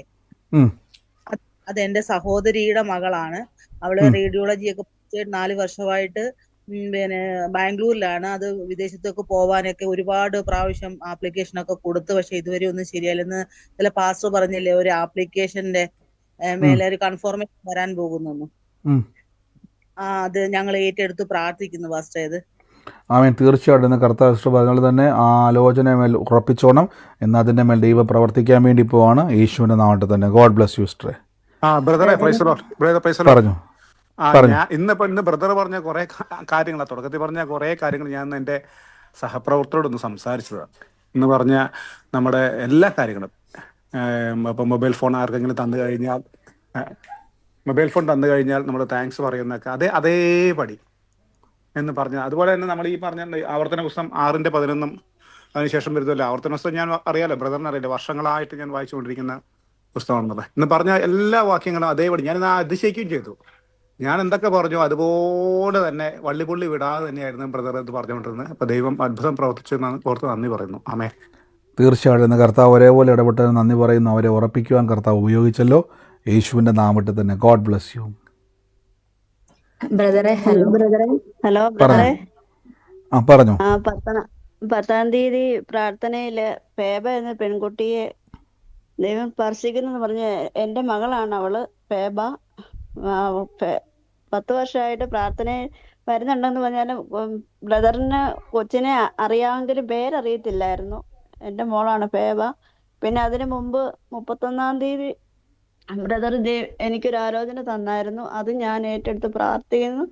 ഞാൻ അതിൻ്റെ അകത്ത് സാമ്പത്തികമായിട്ട് വളരെ വളരെ ഭാരപ്പെടുവാണ്. ഞാൻ എൻ്റെ സാമ്പത്തികം നഷ്ടപ്പെട്ടു പോയിട്ടുണ്ട്. അതിനുവേണ്ടി ഞാൻ ഒത്തിരി ഭാരപ്പെടുന്നുണ്ട്. അതും ബ്രദർ അന്ന് പറഞ്ഞു പ്രാർത്ഥിച്ചായിരുന്നു. തീർച്ചയായിട്ടും കർത്താവ് അത് അത്ഭുതമായി മാറ്റും. ആലോചന ഏറ്റെടുക്കുക, വിശ്വസിച്ചുകൊണ്ട് ഏറ്റുപറയുക. കർത്താവ് അത് നിവർത്തിപ്പാൻ ശക്തനായ ദൈവമാണ് കേട്ടോ. God bless U. കർത്താവ് അനുഗ്രഹിക്കട്ടെ. ബ്രദറെ ഹലോ. പറഞ്ഞു. ഇന്ന് പറഞ്ഞ എന്റെ ഷാരോൺ മകനാണ്, അതിന്റെ അനിയൻ എന്ന് പറഞ്ഞത് ഞാൻ അത് ഏറ്റെടുക്കുന്നുണ്ട് ബ്രദറെ. തീർച്ചയായിട്ടും ഏറ്റെടുത്ത് കർത്താവ് അത് സാക്ഷ്യമാക്കുവേ. ബ്രദറെ ഹലോ. പറഞ്ഞോട്ടെ. ഇന്ന് ബ്രദർ പറഞ്ഞ ആ ഓടിട്ട വീടും അതിന്റെ സൈഡിലുള്ള പുളിമരവും അത് എന്റെ വീട്, അങ്ങനെയാണ് ബ്രദർ ഉള്ളത്. പിന്നെ അതിനു മുന്നേ വിസ്മയ എന്ന് പറഞ്ഞിട്ടൊരു പേര് പറഞ്ഞിട്ടുണ്ടായിരുന്നു. അത് എന്റെ അച്ഛന്റെ അനിയന്റെ മകളാണ്. അപ്പൊ ആ രണ്ടും കൂടി ഞാൻ അത് ഒന്നിച്ച് പറഞ്ഞുകൊണ്ട് ഞാൻ അത് കണക്ട് ചെയ്തിട്ട് അത് ഏറ്റെടുക്കുന്നു ബ്രദർ. ഏറ്റെടുത്തു. ആ വീടും കർത്താവിന്റെ നാമത്തിൽ ആ പേരും ഏറ്റെടുത്തോണം. ആ മകളെ കർത്താവ് അനുഗ്രഹിക്കും കേട്ടോ. സാക്ഷ്യമായിട്ട് കർത്താവ് മാറ്റും. പറഞ്ഞു. ഞാൻ കഴിഞ്ഞ ദിവസം ഒരു വഴിയുടെ പ്രശ്നം പറഞ്ഞായിരുന്നല്ലോ, കോടതിയിൽ പോകുന്നു. കേൾക്കാമോ? കേൾക്കുന്നുണ്ട്. പറഞ്ഞു. കോടതി ഞാൻ കഴിഞ്ഞ ദിവസം പോയായിരുന്നു. കോടതിയിൽ 9-ാം തീയതി പോയി നമുക്ക് അനുകൂലമായിട്ട് വിധിച്ചു. എന്നാൽ അവര് ഇതുവരെ മറ്റേ എന്റെ ഫാദറിന്റെ അനിയന്റെ മക്കളൊന്നും വന്നിട്ടില്ലായിരുന്നു. അതുകൊണ്ട് അനുകൂലമായിട്ട് വിളിച്ച് കഴിഞ്ഞ ദിവസം അവര് വന്ന് കുറച്ചുകൂടെ നീട്ടി വെക്കണമെന്ന് പറഞ്ഞ് ഇത് ചെയ്തു. എന്നാലും നമുക്കത്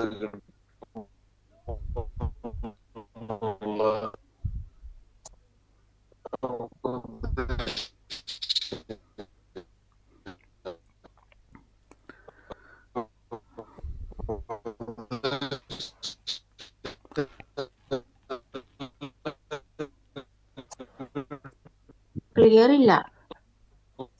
ജോർജ് വേറെ ക്ലിയർ അല്ല എങ്കിലും അദ്ദേഹം പറഞ്ഞു കഴിഞ്ഞതോടെ നമ്മൾ കേട്ടൊരു ആലോചന കൊണ്ടുപോയി. അതുകൊണ്ട് അടുത്ത അവധി വന്നിട്ടില്ല, വെച്ചിട്ടുണ്ട്. ആ വിഷയത്തിന് വേണ്ടി പ്രാർത്ഥിക്കണം. തീർച്ചയായിട്ടും കർത്താവ് അത് അത്ഭുതമാക്കി മാറ്റും. കാര്യം അദ്ദേഹം പറഞ്ഞ പോലെ നേരത്തെ ദൈവത്തിൻ്റെ ഒരു ആലോചനയുണ്ട്. വഴിയുടെ പോയി ദൈവം ആലോചന പറഞ്ഞ പോലെ തന്നെ ദൈവം ആലോചന ഇടപെട്ടതുപോലെ തന്നെ അത് പറഞ്ഞ പോലെ തന്നെ ദൈവം അനുകൂലമായി പ്രവർത്തിക്കുമെന്ന് പറഞ്ഞു. ദൈവ കോടതിയിൽ അത്ഭുതം ചെയ്തു. എങ്കിലും അതിൻ്റെ മുന്നോട്ടുള്ള കാര്യങ്ങൾ ഇനിയും തടസ്സത്തെ നമ്മൾ നോക്കുന്നില്ല. പക്ഷേ കർത്താവ് അത് പ്രവർത്തിക്കും. ദൈവം അത് അത്ഭുതമാക്കി മാറ്റും, സാക്ഷ്യമാക്കി മാറ്റും. ധൈര്യത്തോടെ മുന്നോട്ട് പോവുക. കർത്താവ് പ്രവർത്തിക്കുവാൻ ശക്തനാണ്. God bless you. ആമേൻ. ബ്രദറെ, ഞാനൊരു സാക്ഷ്യം പറഞ്ഞോട്ടെ? പറഞ്ഞോ. ഞാൻ ഇന്ന് രാവിലെ ഹോസ്പിറ്റലിൽ മോന് മരുന്നിന് പോയതാണ്. സ്ഥിരം ന്യൂറോയുടെ മരുന്ന് കഴിക്കാൻ അതിന് പോയതാ. പോകുമ്പോൾ ഞാൻ രാവിലെ എപ്പോഴും അങ്ങനെ പറയും, പക്ഷെ ഇന്ന് എനിക്ക് ഉള്ളിലൊരു വല്ലാത്തൊരു ഫീല് വന്നു. ഞാൻ പറഞ്ഞു, കർത്താവ് എൻ്റെ കൂടെ ഇരിക്കണേ, എൻ്റെ കൂടെ വരണേന്ന് ഞാൻ പറഞ്ഞു പോയി. ഞാനിങ്ങനെ കുറച്ച് നടന്നു പോവായിരുന്നു. ഞാനൊരു വെയിലായതുകൊണ്ട് കുട പിടിച്ചിട്ടുണ്ടായിരുന്നു. ഞാൻ ആ ബസ് സ്റ്റോപ്പിൽ എത്താറായപ്പോഴത്തേക്കും നടന്നു പോകുമ്പോൾ മുകളിലെത്തിയ മരത്തിൽ നിന്ന് ഒരു കമ്പൊടിഞ്ഞ് അത് ആ കുട തട്ടി അങ്ങ് പോയി. അപ്പൊ അവിടെ നിന്നവരെല്ലാം പറയൂ, അത് എന്തൊരു ഭാഗ്യവാ. അല്ലെങ്കിൽ അത് ഇല്ലായിരുന്നെങ്കിൽ ഒന്നുകിൽ ഒന്നിന്റെ മുഖത്തോ എൻ്റെ തലയിലോ വന്ന് അടിച്ച് എനിക്ക് മുറിവ് സംഭവിക്കുമായിരുന്നു. തീർച്ചയായിട്ടും ഇന്ന് പ്രിയസ് പറഞ്ഞ പോലെ തന്നെ കർത്താവ് നമ്മളെ സൂക്ഷിക്കുന്ന ദൈവമാണ്. പലപ്പോഴും നമ്മൾ പറയുന്ന വാക്കുകൾ പോലും കർത്താവ് നമ്മുടെ കൂടെയുണ്ട്, കൂടെ വരണം. അതിപ്പോൾ നമ്മൾ പറഞ്ഞ പോലെ തന്നെ ആ ഒരു സാഹചര്യത്തിൽ നിന്ന് ആ ഒരു അവസ്ഥ ഇന്ന് സാക്ഷ്യം പറയാൻ പറ്റി. അല്ലായിരുന്നെങ്കിൽ ചിന്തിച്ചതിന് ഒരു വിലാപത്തിൻ്റെയോ ദുഃഖത്തിൻ്റെയോ ഭവനമായി മാറേണ്ട സ്ഥാനത്ത് ഇന്ന് കർത്താവ് എനിക്ക് വേണ്ടി പ്രവർത്തിച്ചു എന്ന് പറയുന്ന രീതിയിൽ ദൈവം ഒരു സാക്ഷ്യത്തെ ദൈവം അവിടെ ചെയ്തു. ബൈബിളിൽ പറഞ്ഞ പോലെ ഒരു അനർത്ഥവും നിനക്ക് വരത്തില്ല, ഒരു ബാധയും നിൻ്റെ കൂടാരത്തിൽ അടുക്കത്തില്ല എന്ന വചനത്താൽ ദൈവം ഉറപ്പിച്ചു കൊടുത്തതാണ്. ഗോഡ് ബ്ലെസ് യു സിസ്റ്ററെ. കർത്താവ് അങ്ങനെ ചെയ്തതിന് നന്ദി, യേശുവിൻ്റെ നാമത്തിൽ തന്നെ. ആമേൻ. എൻ്റെ അമ്മയ്ക്കില്ലേ ഒരു സ്കാനിങ് റിപ്പോർട്ട് വന്ന് ആ പാൻക്രിയാസിൽ ഒരു വലിയ മുഴയുണ്ടെന്ന് പറഞ്ഞു. അമ്മ ഈ കഴിഞ്ഞ ദിവസങ്ങളിലൊക്കെ ഹോസ്പിറ്റലിലായിരുന്നു. അപ്പോഴത്തേക്കും ഡോക്ടർ പറഞ്ഞു CT ചെയ്യുന്നെങ്കിൽ മാത്രമേ അത് വ്യക്തമായിട്ട് അറിയാൻ പറ്റൂ. അത് അവർ പറഞ്ഞു ക്യാൻസറാന്ന് ഉള്ളൊരു സംശയത്തിലിരിക്കുക. അമ്മയ്ക്ക് ഞങ്ങളെല്ലാം വളരെയധികം പ്രയാസത്തിലാണ്. പക്ഷേ ഞാൻ അമ്മച്ചിയോട് പറഞ്ഞപ്പോൾ അമ്മച്ചി പറഞ്ഞ് കർത്താവ് എന്നെ സുഖപ്പെടുത്തി, എനിക്കൊരു കുഴപ്പവും വരത്തില്ലെന്ന്. അപ്പൊ അമ്മച്ചിയോട് പറഞ്ഞു സിസ്റ്റർ ഇന്ന് മുതൽ ഇന്ന് കേട്ടതുപോലെ നല്ല ആ വാക്യം കണ്ട് ലഭിച്ചു എന്ന് വിശ്വസിപ്പിനെന്നാലുണ്ടാകും. പറയണം, ക്യാൻസർ അല്ല എനിക്ക് ലഭിച്ചിരിക്കുന്നത്, യേശു എൻ്റെ ക്യാൻസർ വഹിച്ചു. അമ്മയോട് പറഞ്ഞു, യേശു അമ്മയുടെ ക്യാൻസർ വഹിച്ചു, യേശുവിൽ സൗഖ്യം ലഭിച്ചിരിക്കുന്നു. അവിടെ അടുത്ത സ്കാനിങ്ങിൽ ആ മുഴ അവിടെ കാണത്തില്ല, അത്ഭുതമേ അവിടെ കാണത്തുള്ളൂ. ഇങ്ങനെ തന്നെ പറഞ്ഞുകൊണ്ട് പൊക്കോണം. എനിക്ക് ലഭിച്ചത് ക്യാൻസർ അല്ല, എനിക്ക് ലഭിച്ചത് സൗഖ്യവും ആരോഗ്യമാണെന്ന് പറഞ്ഞോണം. അതങ്ങനെ തന്നെ സംഭവിക്കും. God bless U. യേശുവിൻ്റെ നാമത്തിൽ തന്നെ. ആമേൻ. മറ്റാരെങ്കിലും ഉണ്ടോ? പെട്ടെന്ന് പറഞ്ഞാട്ടെ. പറഞ്ഞു. ഇതേ എൻ്റെ ഒരു കൈയുടെ ഫിംഗർ കുറച്ച് ദിവസമായിട്ട് അതിഭയങ്കരമായ വേദനയിലായിരുന്നു. ഞാൻ ഇവിടെ ന്യൂയോർക്കിൽ ഒരു ഹോസ്പിറ്റലിൽ വർക്ക് ചെയ്യുന്നതാണ്. എനിക്കൊന്നും ജോലിയൊന്നും ചെയ്യാൻ പറ്റാതെ അങ്ങ് വളരെ വേദനയിലായിരുന്നു. ഞാൻ യേശുവിൻ്റെ അടിപ്പിണരാൽ എനിക്ക് സൗഖ്യം വന്നിരിക്കുന്നെന്ന് പറഞ്ഞ് പ്രാർത്ഥിച്ച് 2 ആഴ്ചയായിട്ട് ഇപ്പോൾ ഒരു വേദനയുമില്ല. പൂർണ്ണ സൗഖ്യമായി. ആമേൻ. കർത്താവ് അങ്ങ് തൊട്ട് സൗഖ്യമാക്കിയതിന് നന്ദി, അത്ഭുതം ചെയ്തതിന് നന്ദി, യേശുവിൻ്റെ നാമത്തിൽ തന്നെ. അതോടൊപ്പം തന്നെ ഞാൻ ഒരു കാര്യം ഒന്ന് പ്രാർത്ഥിച്ചോട്ടെ. നമുക്കറിയാം US ഇപ്പം വലിയൊരു കാട്ടുതീ പടരുന്നുണ്ട്. അപ്പോൾ എനിക്ക് വ്യക്തിപരമായിട്ട് ആളുകളോട് എനിക്ക് ചോദിക്കാൻ പറ്റില്ല. ഒത്തിരി ആൾക്കാർ നമ്മുടെ പ്രാർത്ഥനയിൽ ചേരുന്നവരുണ്ട്. അപ്പോൾ നിങ്ങളെല്ലാവരും സേഫാണെന്ന് ഞാൻ വിശ്വസിക്കുന്നു. നമുക്കൊരു നിമിഷം അവർക്ക് വേണ്ടിയൊക്കെ ഒന്ന് പ്രാർത്ഥിക്കാം. വളരെ ഭീതിയിലായിരിക്കുന്ന ഒരവസ്ഥയാണ്.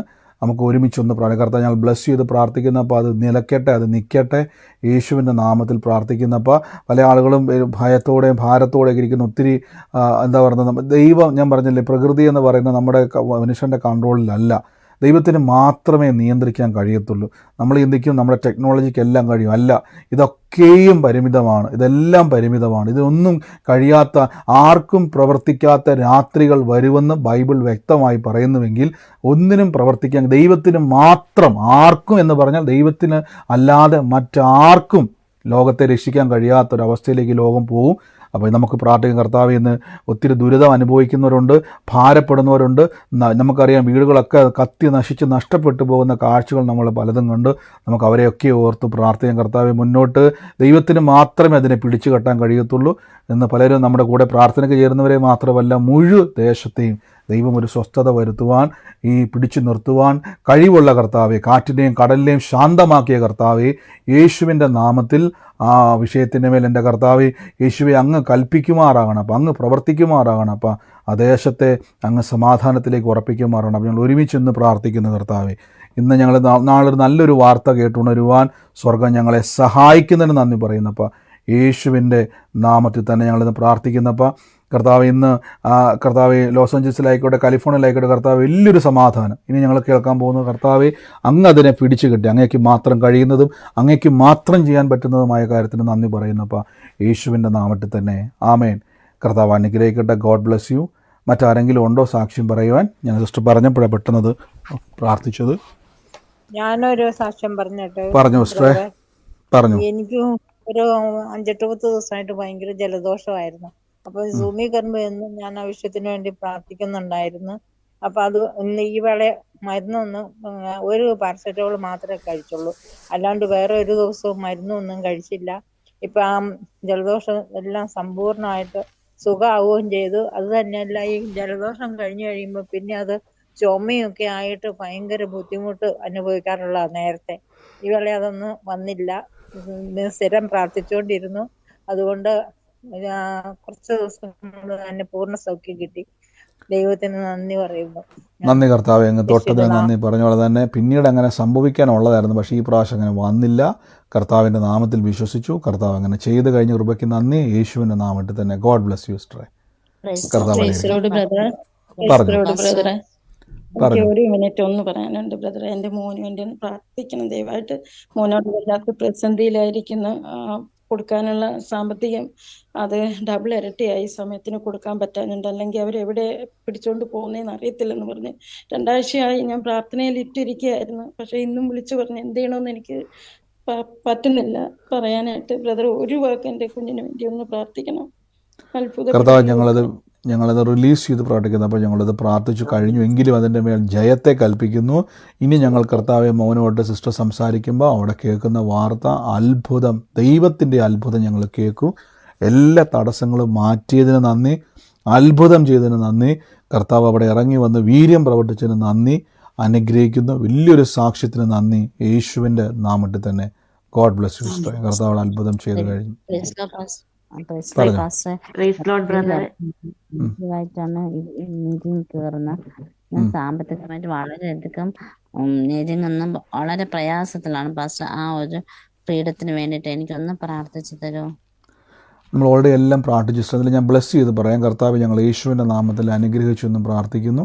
കർത്താവിൻ്റെ വലിയ പ്രവൃത്തിക്കായി സ്തുതിക്കുന്നു. അങ്ങ് അത്ഭുതം ചെയ്ത് കഴിഞ്ഞല്ലോ. ഞങ്ങൾ കർത്താവ് അവർക്ക് വേണ്ടി എല്ലാം പ്രാർത്ഥിച്ചു കഴിഞ്ഞല്ലോ. ഈ ദിവസങ്ങളിൽ ആ വലിയ ഫിനാൻഷ്യൽ ബ്രേക്ക് ത്രൂ തുറന്നതിന് നന്ദി പറയുന്നു. അനുഗ്രഹിച്ചു പ്രാർത്ഥിക്കുന്നു യേശുവിൻ്റെ നാമത്തിൽ തന്നെ. ആമേൻ.